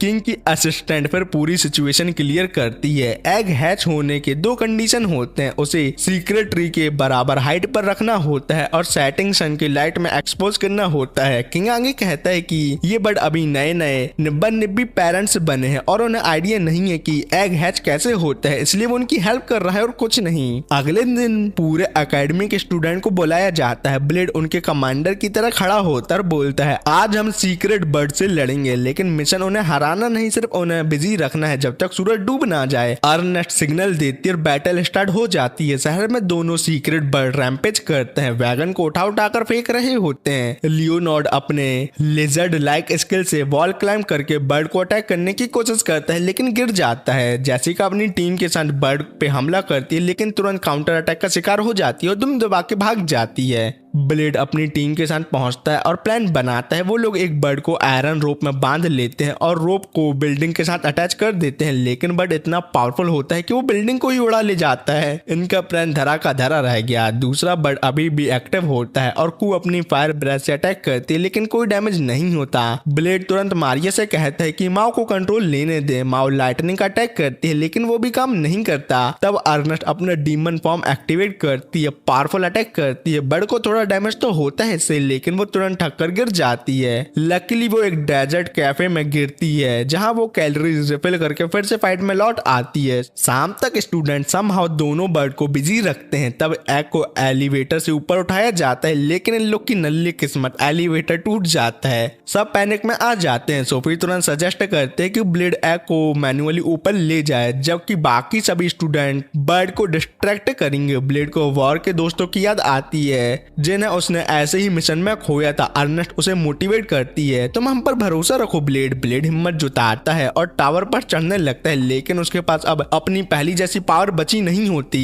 तब डायोम आती है और बोलती है कि मेरे ऊपर चढ़ जाओ, मैं आपको और एग को ऊपर ले जाऊंगी। डायोम की मदद से ब्लेड एग को टॉप तक पहुंचा देता है। किंग आके कांग्रेचुलेट करता है और ब्लेड को हीरो बुलाता है, लेकिन ब्लेड कहता है कितनी बार बताऊं, अब मैं हीरो नहीं हूँ। तभी दूसरा सीक्रेट बर्ड आ जाता है और किंग बोलता है अब मेरी बारी है। वो वॉल पर खड़ा होकर बर्ड से बात करता है, एक बार तुम्हारी प्रजाति ने मुझे बचाया था, आज मैं तुम्हारा वो कर्ज चुकता करता हूँ। ब्लेड उसके शोल्डर पर हाथ रख के कहता है ये बात तुम्हें पहले बोलनी चाहिए थी ना मालिक, अभी क्यों बता रहे हो। लेकिन बर्ड अब एग की तरफ चार्ज करता है, लेकिन सोफी अपनी ग्रेविटी मैजिक से उसे रोक लेती है। ब्लेड अपनी लास्ट पावर यूज करके अपना स्पेशल स्लैश करता है और बर्ड को दूर फेंक देता है। दोनों कोलैप्स हो जाते हैं। इस अटैक के बाद सूरज के लास्ट रे एग पर गिरती हैं और एग क्रैक होके दो प्यारे ट्विन बाहर आते हैं। ये देखकर सब इमोशनल हो जाते हैं। सबसे पहली चीज जो ट्विन देखते हैं वो ब्लेड और सोफी होते हैं और वो उन्हें अपना पापा मम्मी मान लेते हैं। ये देखकर अर्नेस्ट बहुत ही ज्यादा जलन महसूस करती है, लेकिन कू बोलती है कि वो उन दोनों की बड़ी बहन है। कुछ दिनों बाद ट्विन बर्ड उड़ना सीख लेते हैं। ब्लेड और अर्नेस्ट उनके साथ राइड पर जाते हैं। अर्नेस्ट अपने बर्ड को कंट्रोल नहीं कर पाता और पूरे शहर में घूमने लगती है, जबकि ब्लेड परफेक्टली कंट्रोल में होता है। कू भी उनके साथ उड़ने लगती है और उन दोनों के पेरेंट्स बर्ड उन्हें टावर से देखते रहते हैं। ब्लेड हंसकर कहता है लगता है मैंने दो और नए दोस्त बना लिए, ये कितनी अच्छी बात है। कुछ दिनों बाद एकेडमी का नया virtual reality training faculty Arena finally complete हो जाता है। सभी स्टूडेंट को टेस्ट के लिए भेजा जाता है और इस बार उन्हें पबजी स्टाइल बैटल रॉयल खेलना पड़ेगा, पर ये सब रियल फील के साथ होगा। ब्लेड अकेले एक अंधेरे कैसल में घुसता है। उसकी तलवार वर्चुअल खून से रंगी हुई होती है। वो ऑलरेडी अपने सब दोस्तों को हरा चुका होता है। हर जगह सिर्फ उसके कदमों की आहट गूंज रही होती है और तभी उसका सामना होता है सोफी से। सोफी गुस्से में कहती है वो हमेशा से चाहती थी कि ब्लेड से वो बिना रोक टोक लड़ सके, बिना अपनी पावर कंट्रोल किए। वो जानना चाहती है क्या वो अपनी पूरी शक्ति लगाकर ब्लेड को हरा सकती है। ब्लेड शांत स्वर में कहता है चाहो तो ट्राई कर लो, देख लो क्या होता है आगे। सोफी बिना देर किए चार्ज करती है और अपनी स्पेशल एबिलिटी यूज करके वक्त का फ्लो रोक देती है। टाइम रुकते ही वो ब्लेड के क्रिटिकल ऑर्गन पर एक के बाद एक पावरफुल पंचेस लगाती है। फिर जैसे ही वक्त नॉर्मल फ्लो में आता है उसके चेहरे का रंग उड़ जाता है, क्योंकि ब्लेड को जरा भी डैमेज नहीं हुआ होता। ब्लेड उसका गला पकड़ लेता है और उसे दीवार से चिपका देता है और अपना वो टेक्निक डीएक्टिवेट करता है जिसने लड़ाई शुरू होने से पहले ही एक्टिवेट किया था, जिस वजह से उसका पूरा शरीर पत्थर की तरह सख्त बन गया था। और सोफी से कहता है इसलिए तुम्हारे अटैक का मुझ पर कोई असर नहीं हुआ। फिर ब्लेड उसे तलवार से मार देता है। सोफी नीचे गिरती है, उसका वर्चुअल बॉडी डस्ट में बिखर जाता है। ब्लेड थोड़ा थक गया होता है और कंप्लेंट करता है कि रिटायरमेंट के बाद उसे ऐसी चीजें नहीं करनी चाहिए। वो किंग को चिल्लाकर कहता है कि इस विचक्राफ्ट को अब बंद करे। किंग एक छोटी सी स्क्रीन पर पॉप आउट होता है और हंसी के साथ बताता है कि ये सब वर्चुअल रियलिटी है और यहाँ किसी को भी होल्ड बैक करने की जरूरत नहीं है। जैसे ही वो कहता है जितने भी लोग ब्लेड ने अब तक मार गिराए थे वो सब डिसइंट्रीगेट होकर वीआर से लॉग आउट हो जाते हैं। दूसरी तरफ कू और माओ अपने आपस में फुल पावर के साथ लड़ रहे होते हैं। दोनों एक दूसरे को मार गिराते हैं और लॉग आउट हो जाते हैं। किंग खुशी से अनाउंस करता है कि अब ये एक लास्ट मैन स्टैंडिंग फाइट है। ब्लेड इरिटेट होकर कहता है ये जगह इतनी रियलिस्टिक है कि अगर कोई पागल इसे रियल दुनिया समझ ले तो वो बाहर जाकर लोगों पर अटैक कर सकता है, क्योंकि वो पगलेट जो हो चुका होगा। किंग हंसते हुए बोलता है ऐसा होने वो नहीं देगा कभी, और एक लीवर खींचता है जिससे अचानक गेम का थीम पबजी से बदलकर फेरी टेल स्टोरी जैसा हो जाता है। किंग डिक्लेयर करता है कि जो लास्ट तक बचेगा उसे वीआर फैकल्टी अपने हिसाब से यूज करने का राइट मिलेगा। ब्लेड थोड़ा सांस भरता है और अपने कैंडी कॉटेज से बाहर निकलता है। तभी लियोनार्ड अर्नेस्ट पर चार्ज करता है, पर अर्नेस्ट तो बिल्कुल ही अलग लग रही होती है, जैसे उसके अंदर सारे सीरियल किलर काट के डाल दिए गए हों। वो लियोनार्ड को बड़े ही ब्रूटल तरीके से तोड़ देती है। उसके चेहरे पर एक पागलपंती भरी स्माइल होती है। वो अपनी तलवार को चाट के हंसी के साथ कहती है अब मैं ब्लेड को मारने जाऊंगी क्योंकि वही मेरा असली टारगेट है। ब्लेड दूर से अपने दोस्तों को देखता है जो टैग टीम मैच खेल रहे होते हैं। क्लेयर और जैसिका लड़कों से लड़ रही होती है जो कॉन्फिडेंट होते हैं कि वो कभी नल्ली लड़कियों से उसे नहीं हार सकते, पर इस बार लड़कियां उन्हें ऑफ गार्ड ले लेती हैं और एक एक करके दोनों को हरा देती हैं। जैसे ही वो अपनी जीत सेलिब्रेट करते हैं, अर्नेस्ट आ जाती है। वो लड़कियों को इग्नोर करके सीधा ब्लेड के पास जाती है और कहती है कि उसे नहीं पता कि मारने में इतना मजा हुई कभी आ सकता है, इसलिए वो ब्लेड को मारना चाहती है। ये सुन के ब्लेड सीरियस हो जाता है और याद दिलाता है कि उसने एक बार प्रॉमिस किया था कि वो अगर अर्नेस्ट कभी बर्जरकर हो गई तो वो उसे रोकेगा। लगता आज वही दिन आ गया है। अर्नेस्ट ब्लेड अपनी तलवार घुमाकर हजारों विंड ब्लेड क्रिएट करता है। अर्नेस्ट उसके पास पहुंच भी नहीं पाती और हार जाती है। ब्लेड जीत जाता है और लॉग आउट करता है। बाहर सब उसके आसपास जमा होते हैं। किंग हंसता है और कहता है कि सब कुछ वैसे ही हुआ जैसा उसने प्रेडिक्ट किया था। अर्नेस्ट कॉर्नर में बैठकर रोते हुए कहती है कि उसे यकीन नहीं हो रहा कि वो इतना कंट्रोल खो बैठ सकती है कभी अपने ऊपर से। ब्लेड कैजुअली कहता है कि वो सच में बहुत क्रीपी लग रही थी। ये सुनकर अर्नेस्ट गुस्सा हो जाती है। किंग खुद को कॉम्प्लीमेंट देता है कि उसने कितना ब्रिलियंट आइडिया सोचा। अर्नेस्ट उस पर चिल्लाती है कि उसके ब्रिलियंट आइडिया ने उनकी ऐसी की तैसी कर दी। इसी बीच ब्लेड अपने रिवॉर्ड क्लेम करने के लिए वीआर कंट्रोलर के पास जाता है। वो सबसे पावरफुल मॉन्स्टर का डाटा इनपुट करता है। किंग थोड़ा टेंशन में कहता है शायद उसके लिए भी ये बहुत ज्यादा हो सकता है, लेकिन ब्लेड किंग को उस नए वीआर में प्लग इन कर देता है अपने दोस्तों की तरफ से रिवेंज लेने के लिए। किंग नींद में होता है जब ब्लेड असिस्टेंट से कहता है कि उसे बार बार रीस्पॉन करते रहना चाहिए, चाहे वो जितनी बार भी क्यों न मर जाए। किंग आंख खोलते ही मॉन्स्टर से घिरा होता है और समझ जाता है कि उसका काम अब तमाम होने वाला है। बाद में सब लोग लंच कर रहे होते हैं, लेकिन दोनों बॉयज उदास बैठे होते हैं। अर्नेस्ट पूछती है क्या हुआ। ब्लेड बताता है कि उसने उनका फाइट लाइव देखा था और लड़की अब काफी स्ट्रांग हो गई हैं। लड़के केयरलेस थे इसलिए हारे गए। ये सुनकर दोनों लड़के बिना खाए वहां से चले जाते हैं। ब्लेड सोचता है कि उनके लिए ये एक्सपीरियंस जरूरी था, नहीं तो वो कभी अपने आप को पावरफुल नहीं बना पाते। फिर रात में ब्लेड उनसे बात करने जाता है। पूछता है कि बस एक डिफीट से इतना क्यों परेशान हो रहे हैं वो दोनों। वो कहते हैं कि वो किसी और से हार जाते तो चलेगा, पर क्लेयर और जेसिका से नहीं। फिर वो कन्फेस करते हैं कि उन्हें जेसिका और क्लेयर पसंद है, इसलिए उनसे हारना उन्हें मंजूर नहीं है। ब्लेड को कर्ज और रोमांटिक लव का कॉन्सेप्ट समझ नहीं आता। तभी कू आती है और कहती है कि अगर इतनी प्रॉब्लम है तो स्ट्रांग बन जाओ, क्योंकि लड़कियां हमेशा स्ट्रांग अल्फा मेल को पसंद करती हैं, ना कि नल्ले नकारे को।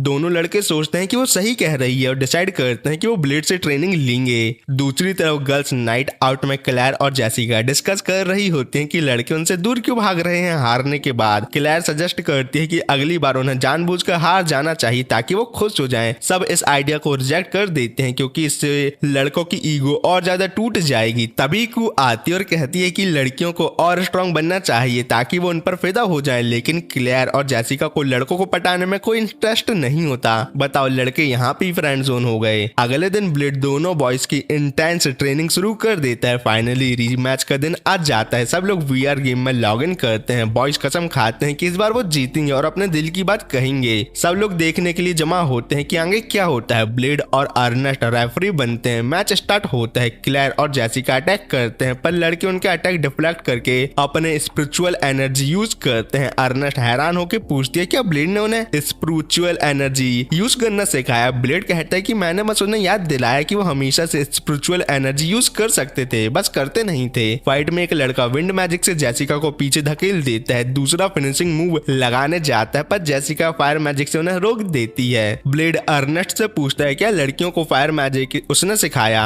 अर्नेस्ट कहती है कि सब लड़कियों ने मिलकर सिखाया, उसने अकेले नहीं। फाइट में क्लेयर अपनी हैवी मेज से एक लड़के को हरा देती है। जेसिका अपने क्रश को फ्रीज करके थंडर बोर्ड से लाइटली हिट करती है और वो हार मान के लॉग आउट हो जाता है। नल्ला कहीं का। सब लोग लॉग आउट मार के मिलते हैं बाहर। बॉयज हाथ मिलाते हैं और कहते हैं कि अगली बार वो और स्ट्रांग बनकर लौटेंगे। क्लेयर और जेसिका रिवील करती हैं कि उनको सभी लड़कियों ने मिलकर ट्रेन किया था। बॉयज कंप्लेन करते हैं कि ये अनफेयर है। अर्नेस्ट गुस्से में आ जाती है और कहती है कि उन्होंने भी तो सुपर ह्यूमन ब्लेड से ट्रेनिंग ली थी, और जब उसे पता चला है कि वो दोनों लड़के जीतने के बाद लड़कियों से अपने प्यार का इजहार करने वाले थे तो वो बहुत ही ज्यादा गुस्सा हो जाती है और कहती है तुम्हें अपने प्यार का इजहार तभी करना है जब तुम लड़कियों से ज्यादा स्ट्रांग हो। ये क्या बात हुई। फिर अर्नेस्ट ब्लेड की तरफ देखती है जो अभी भी कुछ समझा नहीं होता और रोने लगती है कि ये सब बहुत अनफेयर है उसके साथ। सीधा मतलब ये है कि अर्नेस्ट को ब्लेड से प्यार हो गया है, पर वो ब्लेड इतना नादान है कि ये बात उसे समझ ही नहीं आ रही। इस सब के कुछ दिन बाद अकेडमी के कैंपस में लड़कियों को एक छोटा सा प्यारा सा लिविंग रोबोट मिलता है। सब उसके पास आ जाते हैं क्योंकि उन्होंने ऐसा कुछ पहले कभी नहीं देखा था। अर्नेस्ट हैरान होती है कि ये क्या चीज है और यहाँ क्यों आई है। तभी रोबोट अचानक ब्लेड की इमेज प्रोजेक्ट करता है। दूसरी तरफ ब्लेड अपनी ऑरा ट्रेनिंग में व्यस्त होता है। जैसे ही क्यू उस पर जंप करती है, उसकी ऑरा के झटके से वो पीछे गिर जाती है और पूछती है कि वो क्या कर रहा है। ब्लेड शांत स्वर में कहता है कि वो अपना शरीर और अपने ऑरा को मजबूत बना रहा है ताकि वो अपनी असली पावर ज्यादा समय तक यूज कर सके। तभी लड़कियां उस रोबोट के साथ वहां आ जाती हैं और ब्लेड जैसे ही रोबोट देखता है वो उस पर हमला कर देता है, जिस वजह से रोबोट टूट जाता है और अर्नेट गुस्से में चिल्लाती है कि बताओ, ब्लेड ने उनका नया दोस्त तोड़ दिया। छी। रोबोट को टूटा हुआ देख बाकी लड़कियां भी दुखी हो जाती हैं। ब्लेड शांत स्वर में कहता है ये कोई सिंपल रोबोट नहीं बल्कि एक गार्डियन है जो चाहे जितनी बार भी तोड़ दे अपने आप को रिजनरेट कर ही लेता है। उसे हैरानी होती है कि ये गार्डियन यहाँ क्या कर रहा है। तभी रोबोट अर्नेस्ट को स्कैन करता है और अपने सिस्टम को अपडेट करता है। फिर सबके सामने रोबोट एक सुंदर साइबॉर्ग लड़की में बदल जाता है। सब उसे देखते रह जाते हैं। साइबॉर्ग लड़की ब्लेड से पूछती है अब क्या वो उसे पसंद आई। वो कहती है कि उसने अपने आप को ऐसे प्रोग्राम किया है ताकि ब्लेड उसे पसंद करे और उसकी रक्षा करे। ब्लेड को गुस्सा आता है और वो पूछता है कि वो असल में है कौन। जवाब देने के बजाय साइबॉर्ग अटैक चार्ज करती है पर ब्लेड तुरंत रिएक्ट करता है और अपने स्पेशल मूव की बारिश कर देता है। साइबॉर्ग पूरी तरह से तोड़ दी जाती है। अर्नेस्ट उस पर फिर से चिल्लाती है कि उसने लड़की को चोट पहुंचाई। ब्लेड समझाता है कि वो दोबारा बन जाएगी, टेंशन नहीं लो, और ये अच्छी बात नहीं है कि वो बार बार बने। जैसे वो कहता है साइबॉर्ग फिर से ठीक हो जाती है। इस बार ब्लेड उसे खत्म करने जाता है लेकिन अर्नेस्ट उसे रोक लेती है। साइबॉर्ग उठकर कहती है कि उसे ऑर्डर मिला है ब्लेड को एलिमिनेट करने का और अभी वो सिर्फ डाटा कलेक्ट कर रही है कि वो कैसे ब्लेड को एलिमिनेट करे। क्लेयर उसके पास आकर पूछती है क्या वो उनकी क्लास ज्वाइन करेगी। साइबॉर्ग मना कर देती है और कहती है कि वो ऐसे प्रोग्राम नहीं है। साथ में वो ये भी कहती है अगर क्लेयर रास्ते में आई तो वो उसे भी एलिमिनेट कर देगी। क्लेयर बिना डरे कहती है वो नई चीजें सीख सकती है। उसके सीने पर लिखे कोड को पढ़कर क्लेयर उसका नाम इयोना रख देती है। क्लेयर इयोना को कहती है वो उनके साथ पढ़ाई करे ताकि वो ब्लेड को हराने का प्लान बना सके। इयोना हाथ मिलाकर राजी हो जाती है इस बात के लिए। थोड़ी देर बाद सब मीटिंग में बैठकर ब्लेड को हराने का प्लान बनाते हैं। ब्लेड भी ऑडियंस में बैठा होता है। अर्नेस्ट इयोना से पूछते है वो ब्लेड को क्यों मारना चाहती है। इयोना कहती है ब्लेड ने उसके घर में घुसकर उसके शरीर को तोड़ा था, वो भी बहुत बार। ये सुनकर लड़कियां ब्लेड को एज ग्रेट थर्ड का टैग दे देती हैं। ब्लेड समझाता है कि वो सिर्फ लाइब्रेरी गार्ड रोबोट से लड़ रहा था ताकि वो कुछ इंपॉर्टेंट इंफॉर्मेशन ले सके। अर्नेस्ट पूछती है कि कौन सी इंफॉर्मेशन। ब्लेड बताता है कि वो फॉरबिडन लाइब्रेरी में गया था एसमोडियस नाम के डीमन के बारे में ज्ञान लेने। अर्नेस्ट शर्मा जाती है क्योंकि उसे लगता है कि ब्लेड ने ये सब उसके लिए किया था, लेकिन इयोना कहती है कि वो पहले भी उसके एरिया में घुस चुका है और कई बार उसे तोड़ चुका है। ये सब सुनकर ब्लेड दुखी होकर रूम से बाहर चला जाता है। बाहर सोफी उसे टेंशन लेने से मना करती है। ब्लेड कहता है जब वो सिर्फ हीरो था तभी वो लाइब्रेरी में घुसा था और वो भी बहुत जरूरी काम के लिए। वो कहता है कि गार्डियन के असली स्पिरिट अलग जगह स्टोर होते हैं इसलिए उनके बॉडी तोड़ने से वो कभी नहीं मरते। क्लास में एलिजा कहती है कि इयोना कभी ब्लेड को नहीं हरा पाएगी क्योंकि ब्लेड उस पर फुल पावर से अटैक करता है और हर बार वो रिजनरेट हो जाती है, इसलिए ब्लेड को उसके मरने से फर्क ही नहीं पड़ता। एल्जा आगे कहती है इयोना ने लड़की का रूप इसलिए लिया था ताकि ब्लेड हेजिटेट करे उसे मारने पर। सबको इयोना क्यूट लगने लगती है ये जानकर। तब एल्जा एक प्लान बनाती है कि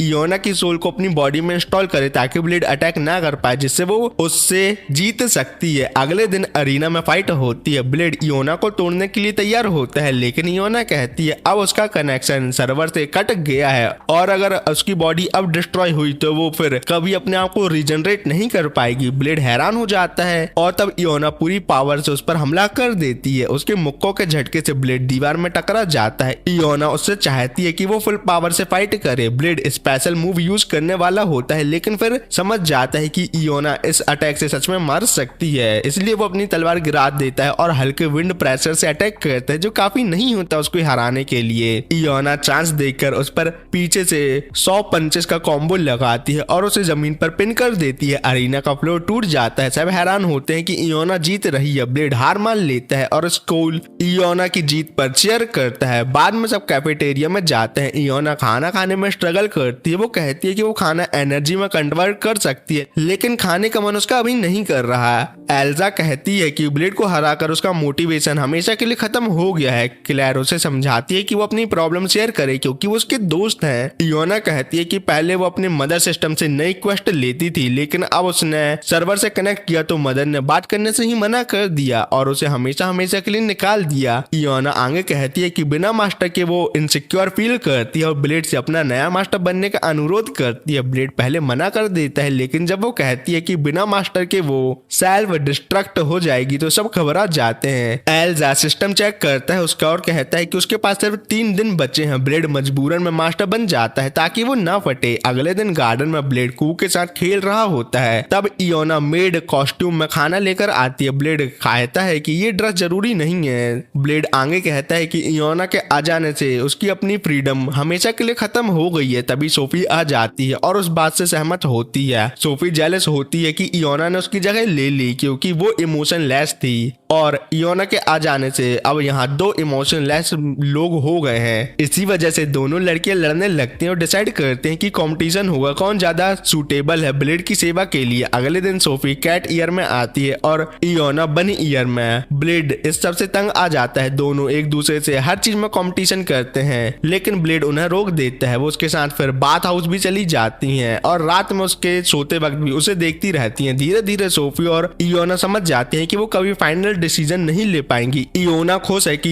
ये राइवलरी हमेशा चलती रहेगी ताकि वो अपने फ्रेंड के साथ रह सके। इयोना आगे कहते हैं कि पहले वो लाइब्रेरी में अकेली होती थी और ब्लेड ही था जो उससे मिलने आया था। सोफी भी कहती है कि ब्लेड नहीं उसे दुनिया से जोड़ा है और इस बात पर दोनों दोस्ती कर लेती हैं। ब्लेड ये सब सुनकर खुश होता है। कुछ दिनों बाद लंच में ब्लेड को इयोना में कुछ गड़बड़ लगती है। वो उसका सेल्फ डिस्ट्रक्ट काउंटर चेक करता है। पता चलता है कि वो अभी भी चल रहा है और सिर्फ 20 घंटे बचे होते हैं सेल्फ डिस्ट्रक्ट होने पर। ब्लेड पूछता है कि इयोना आकर चाहती क्या है। इयोना कहती है कि वो सबके साथ रहना चाहती है और फिर अकेली जगह जाकर खुद को डिस्ट्रॉय कर लेगी जिससे कोई हार्म नहीं होगा। सब मिलकर उसके लिए फेयरवेल पार्टी रखते हैं। सोफी कहती है कि वो मजे करे, सब शो एंजॉय करते हैं और इयोना भी खुश होती है, लेकिन ब्लेड पार्टी में नहीं होता। जब सिर्फ 1 मिनट बचे होते हैं तो इयोना अरीना में जाकर बैरियर बनाती है ताकि किसी को चोट ना लगे। वो सबको धन्यवाद देती है और कहती है कि अब उसे लगता है कि वो भी इंसान बन गई है। काउंटडाउन जैसे ही 0 पर आता है तो वो रोकर कहती है कि मुझे तुम लोग कभी नहीं भूलना। सब एक्सप्लोजन का इंतजार करते हैं लेकिन कुछ नहीं होता। तभी जमीन पटकर ब्लेड निकलता है। अर्नेस्ट पूछते है कि वो कहाँ था। ब्लेड कहता है कि वो मदर सिस्टम के पास गया था और मैंने उन्हें मना लिया कि वो इयोना को वापस अपने आप से कनेक्ट कर लें। तभी इयोना बताती है कि उसका कनेक्शन फिर से रिस्टोर हो गया है मदर सिस्टम के साथ और अब वो नहीं फटेगी। ये सुनकर सब खुश हो जाते हैं और इयोना तो खुशी के मारे रो पड़ती है और ब्लेड को जोर से गले लगा लेती है। कुछ दिन बाद अकेडमी के स्टूडेंट का एक बहुत बड़ा बैटल रॉयल होता है, लेकिन पूरी शक्ति लड़ाने के बाद भी ब्लेड से वो सभी जीत नहीं पाते। सभी गिर चुके होते हैं, सिर्फ लियोनार्ड बचा होता है। लियोनार्ड अपनी आंखों में जज्बा लेकर हरा होता है और सोचता है कि वो इतनी आसानी से नहीं हारेगा।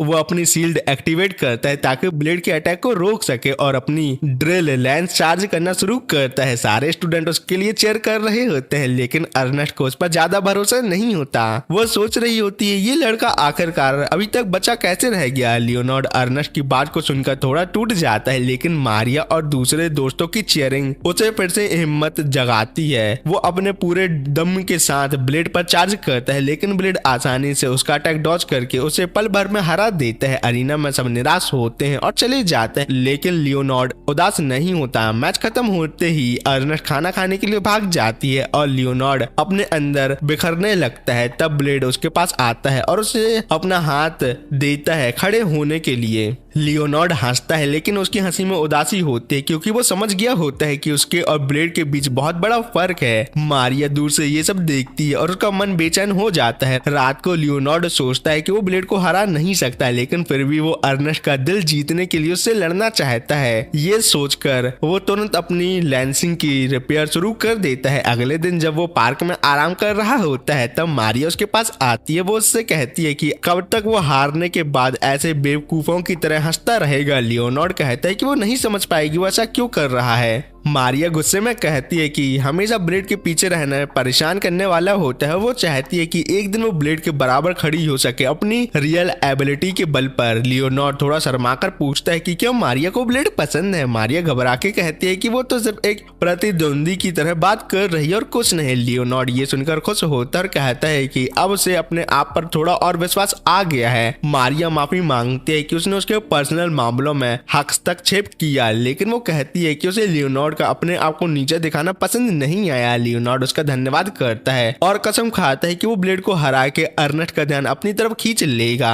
तभी एलिजा अचानक आ जाती है और कहती है कि चाहे वो जितनी भी उम्मीदें रखे उसके लिए ब्लेड को हराना मुश्किल ही नहीं नामुमकिन है, लेकिन वो कहती है कि वो उनकी मदद करेगी एक ऐसी योजना बनाने में जिससे वो ब्लेड को हरा पाए, चाहे उनकी पावर में कितना भयंकर क्यों ना हो। जल्दी ब्लेड के सब दोस्तों की एक कम्युनिटी बनती है जिसका लीडर लियोनार्ड बनता है। वो सबको एड्रेस करता है कि चाहे हर किसी का रीजन अलग हो लेकिन सबके दिल में कहीं ना कहीं ब्लेड को हराने की इच्छा तो है। सोफी और योना ऐसे इनकार करते हुए कहते हैं कि वो तो ब्लेड की खुशी में खुश है। ये सुनकर लियोनार्ड थोड़ा उदास हो जाता है, लेकिन फिर वो पूछता है कि किसी के पास कोई प्लान है क्या ब्लेड को हराने का। जेसिका कहती है कि उसके सोते वक्त हमला करना चाहिए। क्लेयर सुझाव देती है कि हम उसे पॉइजन कर देना चाहिए। सबको ये बात गलत लगती है, लेकिन एलिजा कहती है कि ये सब गलत नहीं है। वो ब्लेड को आर्मर टाइटन से कंपेयर करती है और कहती है कि उन्हें हर चालाकी का उपयोग करना चाहिए उसको हराने के लिए। अर्नेस्ट कहती है कि वो अटैक टाइटन बनकर ब्लेड को सीधे सामने से चैलेंज करेगी, चाहे वो उससे हर हथियार से मारे जिसे वो चलाना पसंद नहीं करती। इस बात से क्लियर सहमत नहीं होती। लियोनार्ड बीच में बोलता है कि हर किसी के अलग अलग प्लान है और उन्हें सब ट्राई करना चाहिए। इसी के साथ वो घोषणा करता है कि अब उनका ब्लेड के खिलाफ युद्ध शुरू होता है उसे हराने का।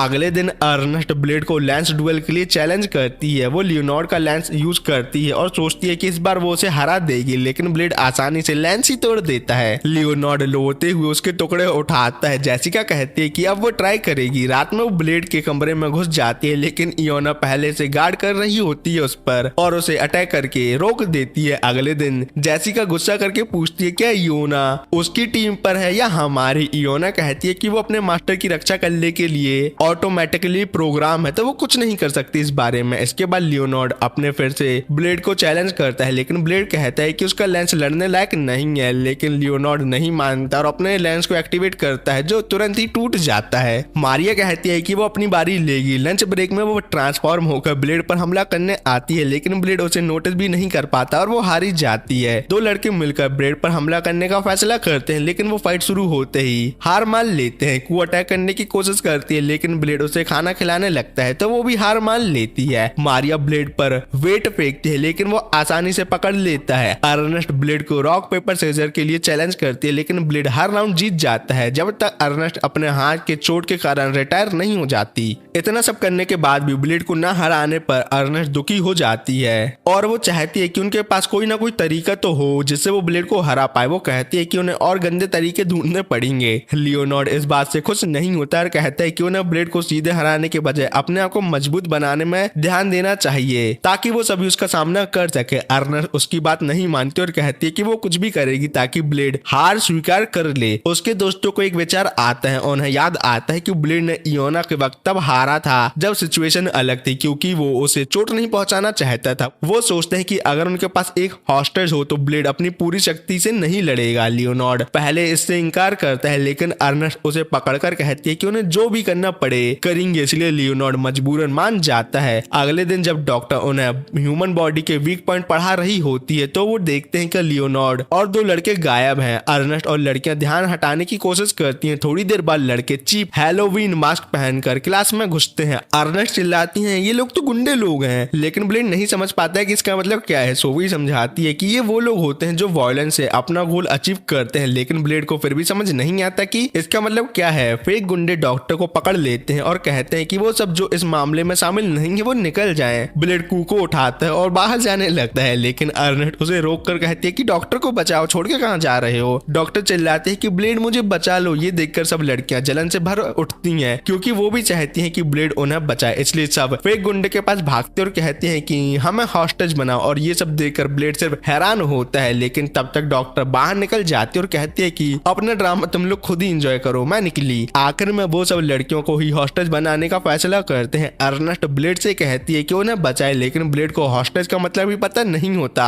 वो कू से पूछता है और वो कहती है कि शायद ये गुंडे ये लड़कियों को खा जाएंगे। अर्नेस्ट गुस्से में ब्लेड को गाली देते और कहते हैं कि हमें बचाओ। ब्लेड पूछता है कि लियोनार्ड और बाकी दोनों लड़के ऐसा क्यों कर रहे हैं। ये सुन के सब शॉक होते हैं कि ब्लेड उन्हें पहचान गया और मास्क फेंक देते हैं। लियोनार्ड सच बताता है कि उन्हें पता है कि ब्लेड हॉस्टेज के सामने कमजोर पड़ता है। लियोनार्ड अर्नेस्ट की गर्दन पर तलवार रख देता है और कहता है कि अगर ब्लेड ने सरेंडर नहीं किया तो वो उसे मार देगा। सब ब्लेड से कहते हैं कि हार मान लो, लेकिन वो बस अपनी तलवार घुमाता है और सिर्फ हवा के प्रेशर से लियोनार्ड की तलवार और उसके कपड़े तोड़ देता है। अर्नेस्ट गुस्से में कहते हैं कि वो अब सीधा अटैक करेगी। वो अपनी फायर डीमन मोड में ट्रांसफॉर्म होती है और सब मिलकर ब्लेड पर हमला करते हैं, लेकिन उनके कंबाइंड अटैक का ब्लेड पर कोई असर नहीं पड़ता और वो सबको तुरंत हरा देता है। फिर ब्लेड पूछता है ये सब ड्रामा क्या था। वो सोचता है कि बस कोई लाइव एक्शन रोल प्ले कर रहे थे और हंसते हुए पूछता है क्या मैंने अपना रोल अच्छे से निभाया? अगर नहीं निभाया तो एक बार और ट्राई कर लेते हैं। कुछ दिन बाद अकेडमी के कैफेटेरिया में ब्लेड और अर्नेस्ट एक लड़की को अपना बर्थडे सेलिब्रेट करते देखते हैं। ब्लेड मुस्कुराता है क्योंकि उसे अपना कभी बर्थडे सेलिब्रेट नहीं किया होता। अर्नेस्ट सोचती है कि ब्लेड का भी बर्थडे मनाना चाहिए पर उसे डेट ही नहीं पता। वो तुरंत इमरजेंसी मीटिंग बुलाती है। डायोम बताती है कि उन्हें ब्लेड की असल एज नहीं पता, बस इतना पता है कि किंग ने उन्हें कब पाया था और वो अगले महीने का एक दिन है। सोफी बताती है कि ब्लेड का नाम ब्लेड इसलिए है क्योंकि जब वो मिला था तो उसके हाथ में ब्लेड थी। ये सुन के सब हंस पड़ते हैं और किंग के नेमिंग सेंस का मजाक बनाते हैं। अर्नेस्ट सोचती है कि ब्लेड को क्या गिफ्ट करें, बस इतना पता है कि उसे करी बहुत ही ज्यादा पसंद है। तभी वहाँ किंग खुद आता है और बताता है कि करी देना बहुत बुरा आइडिया नहीं है, लेकिन इस बार स्पेशल करी बनानी होगी। अगले दिन किंग स्टूडेंट को एक स्पेशल मिशन पर ले जाता है। वो बताता है कि अब वो रॉयल पेंट्री जाएंगे और ये उनके करिकुलम का एक हिस्सा है जिसमें उन्हें कुक करना होगा और खुद डिलीशियस खाना खाना होगा। जैसे ही पेंट्री का गेट खुलता है सब एक घने जंगल में टेलीपोर्ट हो जाते हैं। गेट बंद हो जाता है और किंग अनाउंस करता है कि जब तक वो 11 बिलियन कैलोरीज कंज्यूम नहीं करते तब तक गेट वापस नहीं खोलेगा। ब्लेड समझता है कि ये सर्वाइवर चैलेंज है। कू तुरंत बोलती है कि जंगल में हर जगह इंग्रेडिएंट की खुशबू आ रही है डैडी। किंग कहता है कि सही कहा, इस पेंट्री में नेचुरल इंग्रेडिएंट के साथ डेंजरस बीस्ट भी हैं जिन्हें मार के खाना होगा। ब्लेड सोचता है ये स्टूडेंट के लिए बहुत हार्ड होगा पर अर्नेस्ट तैयार है और सबको लीड करती है लड़ने के लिए। कैंप सेट होता है। जेसिका एक मॉन्स्टर को ट्रैप में ल्योर करने की कोशिश करती है। लियोनार्ड, क्लैर और मारिया रेडी होते हैं उसे मारने के लिए, पर जैसे ही बीस्ट क्लैर को देखता है उसके पीछे पड़ जाता है। लियोनार्ड उसे रोक नहीं पाता तो मारिया माओ को बाहर निकालती है और लाइटनिंग मैजिक से बीस्ट को गिरा देती है। फिर उसे कैंप पे ले जाया जाता है जहाँ फिर स्टूडेंट उसका मास्क पका के खाते हैं और उसकी स्किन से लेदर बनाते हैं। दूसरे स्टूडेंट भी अपनी अपनी ड्यूटीज में लगे रहते हैं। ब्लेड खुश होता है उनकी टीम वर्क को देख के।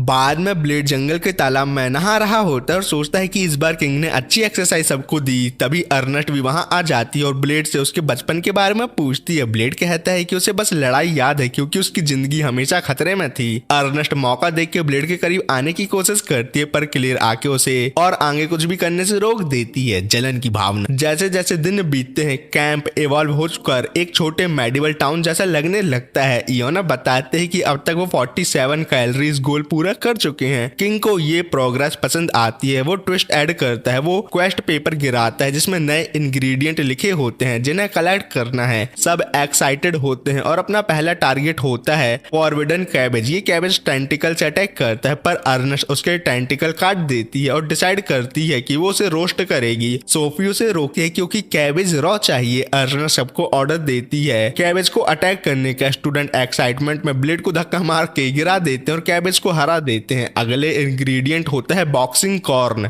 ये एक जाइंट कॉर्न होता है जो बॉक्सिंग ग्लव पहनता है। ब्लेड तलवार निकालता है पर सोफी कहती है कि तुम्हें रूल फॉलो करना पड़ेगा। वो ब्लेड को बॉक्सिंग ग्लव दे और मारिया रूल पढ़ती है जिसमें लिखा होता है कॉर्न को हरा कर ही उसे कैप्चर कर सकते हैं। ब्लेड पहले सोचता है सोफी या इयोना लड़ लें लेकिन सब्स्टिट्यूट अलाउ नहीं होते मैच में। कॉर्न उसको एक सॉलिड पंच लगाता है और वो क्रैश हो जाता है। ब्लेड वापस आता है और एक जबरदस्त मैच में कॉर्न को हरा देता है। उसके बाद वो मॉन्स्टर, टोमेटो और डायमंड चिली कलेक्ट करते हैं जो इतने स्पाइसी होते हैं कि इयोना के आंसू आ जाते हैं। फिर जाइंट सनफ्लावर कलेक्ट करने जाते हैं जो सोलर बीम शूट करता है। लास्ट में वो जाइंट कैरेट कलेक्ट करते हैं। कैरेट को खींचने पर वो चिल्लाता है और सबको कर्ज इफेक्ट करता है। इयोना वॉलंटियर करती है कैरेट खींचने के लिए क्योंकि कर्ज उस पर असर नहीं करेगा क्योंकि वो एक रोबोट है। कैरेट खींचते ही वो रोर करता है और रेंज के सब लाइफ फॉर्म मर जाते हैं। लेकिन फिर सीक्रेट बर्ड उन्हें बेस तक टेलीपोर्ट करते हैं। ब्लेड कहता है कि उन्हें कैरेट पसंद नहीं है। डिश में डालने पर वो लेकिन खा लेगा। शाम को बड़ी फीस्ट होती है, किंग आता है और सबको शाबाशी देता है। वो कहता है कि मॉन्स्टर की पॉपुलेशन अब बहुत कम हो गई है, जो इकोसिस्टम के लिए बहुत ही अच्छी बात है। वो स्टूडेंट से कहता है कि कल लास्ट इंग्रेडिएंट के लिए तैयार रहें। अगले दिन सब जंगल के जाइंट ट्री के पास आते हैं। इयोना बताती है कि यहाँ सबसे ज्यादा एनर्जी रीडिंग है। तभी एक बड़ा बुल मॉन्स्टर आता है। सोफी मैनुअल पढ़ती है जिसमें लिखा होता है कि बुल टफ और डिलीशियस है। किंग दूर से चिल्लाता है कि इसका मीट बहुत ही टेस्टी होता है बच्चों। ब्लेड फाइट के लिए रेडी होता है, पर तभी एक और बड़ा मॉन्स्टर वहां आ जाता है और बुल को खा जाता है। किंग शॉक हो जाता है और कहता है कि बच्चों, इसका मीट पहले वाले से भी ज्यादा टेस्टी है, इसको मारो। ब्लेड सोचता है ये स्टूडेंट के लिए बहुत है, पर अर्नेस्ट और स्टूडेंट तैयार होते हैं। अर्नेस्ट फायर डीमन फॉर्म में ट्रांसफॉर्म होती है और सब स्टूडेंट को लीड करती है। सब अपनी पावर कंबाइन करके अटैक करते हैं। सोफी कू और योना भी अपनी पावर यूज करते हैं। हीलर इंजर्ड स्टूडेंट का ध्यान रखते हैं। अर्नेस्ट एक पावरफुल अटैक करते हैं पर मॉन्स्टर बच जाता है। मॉन्स्टर काउंटर अटैक करता है, तब लियोनार्ड अपना बैरियर लगाता है सबको बचाने के लिए। अर्नेस्ट भी अपनी तलवार ब्लेड को देती है और कहती है कि मॉन्स्टर को खत्म करे। ब्लेड जानता है कि उसकी बॉडी उसकी पहले वाली पावर हैंडल नहीं कर पाएगी, तो वो माओ से मदद मांगते हैं। माओ एग्री करती है और ब्लेड अपनी पावर उसमें ट्रांसफर करता है। माओ कंप्लेन करती है कि प्रोसेस स्लो है, तो वो उसे किस करती है पावर जल्दी एक्सट्रैक्ट करने के लिए।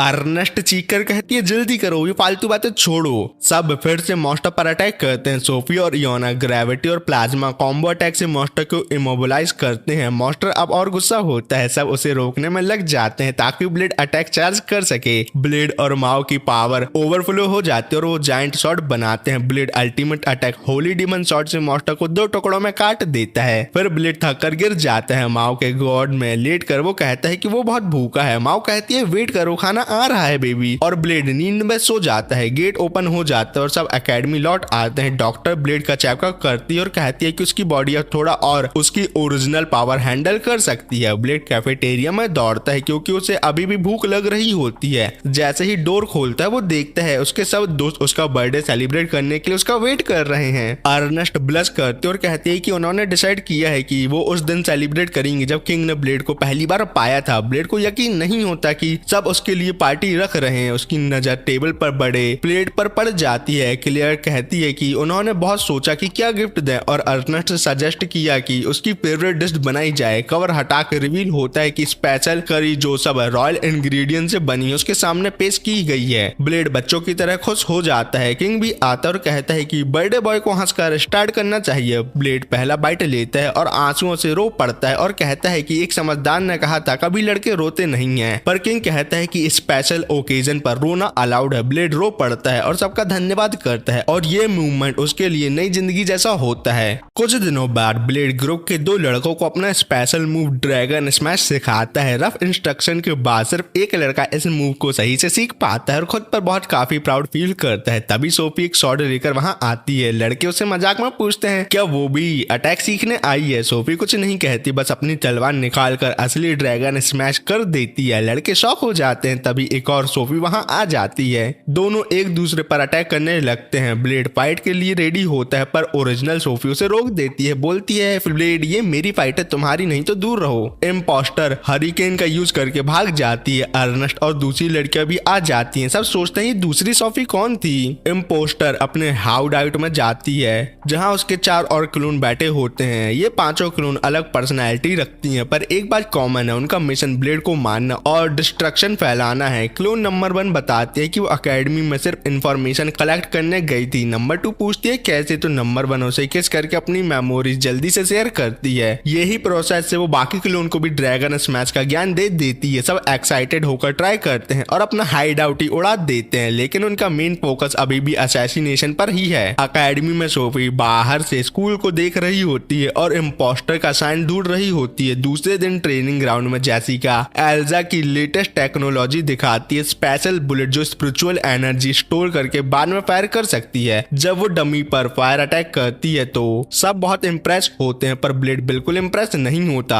एल्जा गुस्सा होती है, बोलती है कि उसका ओपिनियन वैलिड नहीं है क्योंकि वो खुद अपनी एनर्जी फ्रीली कहीं भी स्टोर कर सकता है। ये बुलेट नॉर्मल ह्यूमन के लिए बड़ी डिस्कवरी है, उसके लिए नहीं। तभी एक और सोफी क्लोन आ जाती है। ब्लेड कैजुअली उसके पास जाता है, पूछता है वो क्या सीखना चाहती है। क्लोन बोलती है वो बेबीज बनाना सीखना चाहती है। अर्नेस्ट और क्लैर शर्मा जाते हैं और बोलते हैं ये एकेडमी के लिए टॉपिक अच्छा नहीं है, क्लोन बोलती है अगर ऐसा है तो वो ब्लेड को मार देगी। वो अटैक करती है पर ब्लेड रेडी होता है। क्लोन एग्रेसिव फ्लर्टिंग करके बोलते हैं कि वो खुद चाहती है कि ब्लेड उसे मार दे। तभी असली सोफी आ जाती है, गुस्से में अपने क्लोन पर चढ़ जाती है जिससे वो भाग जाती है। लंच के टाइम सब डिस्कस करते हैं कि ये क्लोन कौन है। ब्लेड बस इतना कहता है कि वो सब लर्निंग में पैसिनेट लग रही है। अर्नेस्ट मजाक में कहती है कि शायद वो सोफी की बहन है और उन्हें एकेडमी में ज्वाइन कर लेना चाहिए हमें। फ्रेंड कहते हैं कि अर्नेस्ट की कॉमन सेंस ब्लेड के साथ रहते रहते खत्म हो गई है। तो अर्नेस्ट सीरियस होकर कहती है कि ये क्लोन शायद ब्लेड को मारने आए हैं, पर सबको इस बात पर ज्यादा शौक नहीं लगता। अर्नेस्ट बोलती है कि वो तो ट्रेनिंग के टाइम हमेशा उसकी जान लेने की कोशिश करती है। सब एग्री करते हैं और मजाक बनाते हैं। ब्लेड उन्हें स्टॉप करता है। तब एक लड़की पॉइंट आउट करती है कि क्लोन नॉर्मल एनिमीज से अलग हैं, इसलिए क्योंकि वो सोफी का रूप लेकर क्लोज आना चाहते हैं और चुपके से ब्लेड को मारना चाहते हैं। अर्नेस्ट को तब रियलाइज होता है कि वो असैसिन है। ब्लेड कैजुअली कहता है मुझे तो पहले से पता था। सोफी कहती है वो खुद ब्लेड को प्रोटेक्ट करेगी अगर ऐसी ही बात है तो। हाइड आउट में क्लोन अपनी प्लानिंग कर रही होती है। नंबर 5 एक्साइटेड है कि अब उसकी टर्न है। तभी उनका क्रिएटर आता है और कमांड करता है कि वो ब्लेड को मारकर प्रूव करें कि आर्टिफिशियल हीरो प्रोजेक्ट सक्सेसफुल था। नंबर 1 कहती है कि वो अपना मिशन जरूर पूरा कंप्लीट करेंगे। रात में ब्लेड पीसफुली सो रहा होता है। सोफी उसके रूम में चुपके से आती है। इयोना पहले तो उसे मारकर अटैक करने वाली होती है पर समझ जाती है कि वो असली सोफी है। इयोना पूछते है कि क्या सोफी ब्लेड की फिक्र में है। सोफी मना करती है और वहां से जाने लगती है। इयोना कहती है कि वो ब्लेड को प्रोटेक्ट करेगी। सोफी भी प्रॉमिस करती है कि वो भी अपनी तरफ से पूरी कोशिश करेगी उसको प्रोटेक्ट करने की। बाहर निकलती है तो नंबर 1 क्लोन उसे मिलती है। सोफी उसे समझाती है कि वो कभी ब्लेड को नहीं मार सकती, पर नंबर 1 कहती है कि ब्लेड को मारना उनका सोल पर्पस है। सोफी याद दिलाती है कि आर्टिफिशियल हीरो प्रोजेक्ट कब का अबैंडन्ड हो चुका है और क्लोन इम्परफेक्ट है। नंबर 1 कहती है कि वो सब जानती है पर फिर भी मिशन वो कंप्लीट करेगी। सोफी उसे जमीन पर गिरा देती है पर मार नहीं पाती। नंबर 1 कहते हैं कि सोफी को भी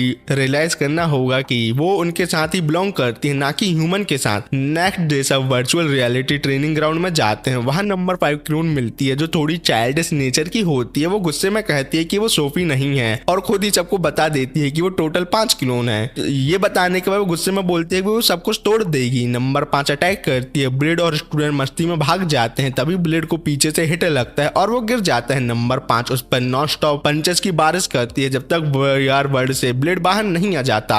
रियल वर्ल्ड में जागने के बाद ब्लेड पूछता है नंबर 5 कहाँ गई। स्टूडेंट कहते हैं वो खुश होकर चली गई क्योंकि उसे लगा वो सक्सेसफुल हो गई ब्लेड को मारने में। एल्जा कहती है कि उनका प्लान काम कर गया, उन्होंने असैसिन को ट्रिक कर दिया। अर्नेस्ट होप करती है कि क्लोन को सच पता ना चले, लेकिन नंबर 5 जल्दी समझ जाती है कि उसे बेवकूफ बनाया गया था। वो वापस आती है रिवेंज लेने के लिए और स्कूल तोड़ना शुरू करती है। ब्लेड उसे भगा कर एक खाली जगह ले जाता है। तभी एक और क्लोन आ जाती है, वो ब्लेड पर अटैक करती है। ब्लेड मुश्किल से बचता है। इयोना उन्हें डिस्ट्रैक्ट करने के लिए डांस मूव दिखाती है जो सरप्राइजिंगली काम कर जाता है। क्लोन गुस्से में आ जाती है। ब्लेड उन्हें लोअर करके अर्नेस्ट के पास ले जाता है जहां मैजिशियन रेडी होते हैं। अर्नेस्ट ऑर्डर देती है फुल पावर से अटैक करो। सब मिलकर अटैक करते हैं। एक क्लोन को गिराते हैं पर दूसरी बच जाती है। अर्नेस्ट अपनी फायर मैजिक से उसे भी दूर फेंक देती है। नंबर 5 सडनली अर्नेस्ट पर अटैक करती है पर ब्लेड उसे तुरंत रेस्क्यू कर लेता है। इयोना सजेस्ट करती है कि अब उन्हें क्लोन को कैप्चर कर लेना चाहिए, लेकिन क्लोन फिर खड़े हो जाते हैं। हाथ पकड़कर अपनी आर्टिफिशियल हीरो पावर एक्टिवेट करते हैं और एक बड़ा ब्लैक होल बना देते हैं। इयोना सबको बोलते हैं कि इवैक्यूएट करो। सब पिलर को पकड़कर बचते हैं। ब्लेड कहता है कि बस 10 सेकंड रुकना होगा, इतना ही उनकी लिमिट है। 10 सेकंड बाद क्लोन गिर जाते हैं पर ब्लैक होल अभी भी एक्टिव होता है। वो दोनों लड़कियों को खींच लेता है पर ब्लेड उन्हें बचा लेता है। तभी सोफी आती है, अपनी ग्रेविटी मैजिक से एक दूसरे ब्लैक होल बनाती है जो पहले वाले को न्यूट्रलाइज कर देता है। सोफी गिरने लगती है पर ब्लेड उसे पकड़ लेता है। बाकी के 3 क्लोन आ जाते हैं और अपने इंजर्ड कॉमरेड को उठाकर ले जाते हैं, पर जाने से पहले ब्लेड को गुस्से से घूरते हैं। सोफी हॉस्पिटल में उठती है। जब वो होश में आती है ब्लेड उसके पास होता है, उसे एप्पल देता है और बताता है कि कोई नहीं मरा, सब सेफ है। सोफी रिलीफ फील करती है। ब्लेड पूछता है क्लोन के बारे में और ज्यादा बताए। सोफी कहती है कि ये सब रिसेंटली क्रिएट किए गए हैं उसी सोर्स से जिससे वो बनी थी, पर इन्हें आर्टिफिशियल हीरो पावर दी गई है। वो कहती है कि किंग ने उसे बचाया था पर नए क्लोन के पास ऐसा कोई नहीं था जो उन्हें बचाए। ब्लेड कहता है कि वो चाहता है कि वो उनके साथ भी सोफी के जैसी दोस्ती कर पाए। अर्नेस्ट का आइडिया उसे सही लगता है कि क्लोन को एकेडमी में एडमिशन मिलना चाहिए। सोफी डरते हुए कहती है कि ये पॉसिबल नहीं है क्योंकि उनके दिमाग ऑल्टर किए गए हैं। वो ब्लेड को डिस्ट्रॉय करने के लिए प्रोग्राम है, बस और कुछ नहीं। सोफी रो पड़ती है। फिर वो कहती है कि वो क्लोन अपने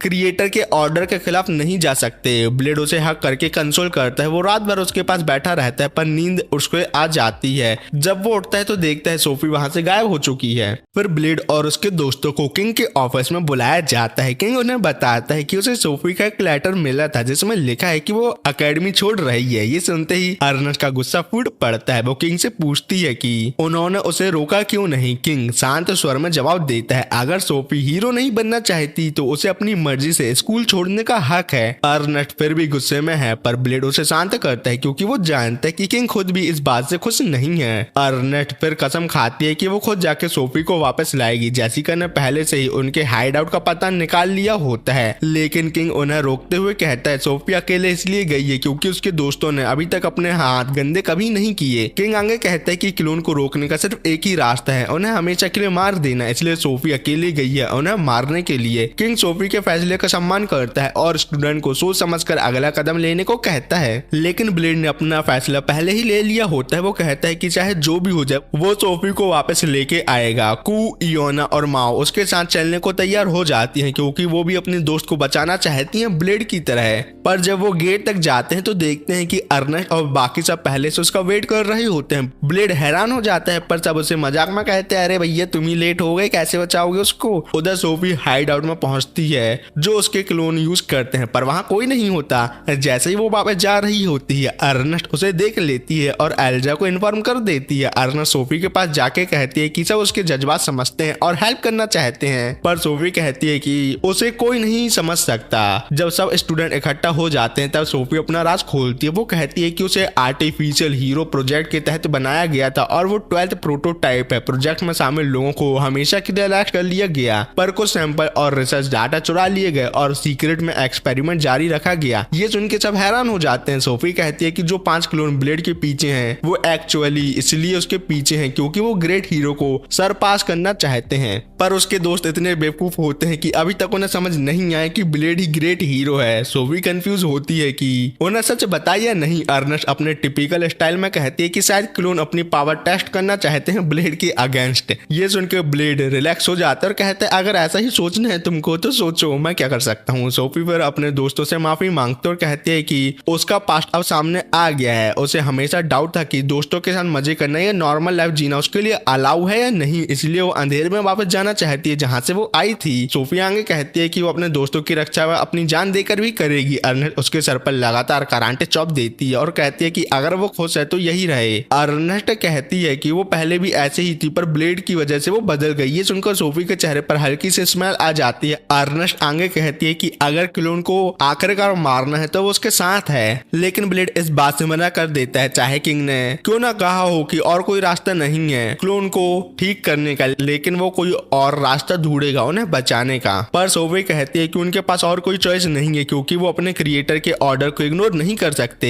ऊपर से उनके मॉडिफाइड बॉडी की वजह से उनका लाइफ स्पैन भी बहुत छोटा हो गया और उनके पास वक्त बहुत कम बचा है। ब्लेड फिर भी कहता है कि वो उन्हें बचाएगा और उन्हें सोफिया की सिस्टर बुलाता है। ये सुनकर सब ब्लेड के साथ देने को रेडी हो जाते हैं। ब्लेड सोफी से कहता है कि अपनी जिंदगी उसके हवाले कर दे। सोफी तुरंत एग्री करती है। अर्नेस्ट को ये बात पसंद नहीं आती, जलन की भावना। पर ब्लेड एल्जा की तरफ देखता है और कहता है कि प्लान बनाओ। एल्जा कहता है कि उसके पास ऑलरेडी प्लान है। दूसरी तरफ क्लोन अपना सीक्रेट हाइड आउट में बैठे होते हैं। नंबर 4 और 5 की तबीयत खराब हो रही होती है तो नंबर 1 कहती है कि अगर वो लड़ नहीं सकते तो वो ना खत्म कर देगी हमेशा के लिए खल्लास। लेकिन दोनों लड़के कहती हैं कि उनके अंदर अभी भी लड़ने की बहुत ताकत बची है।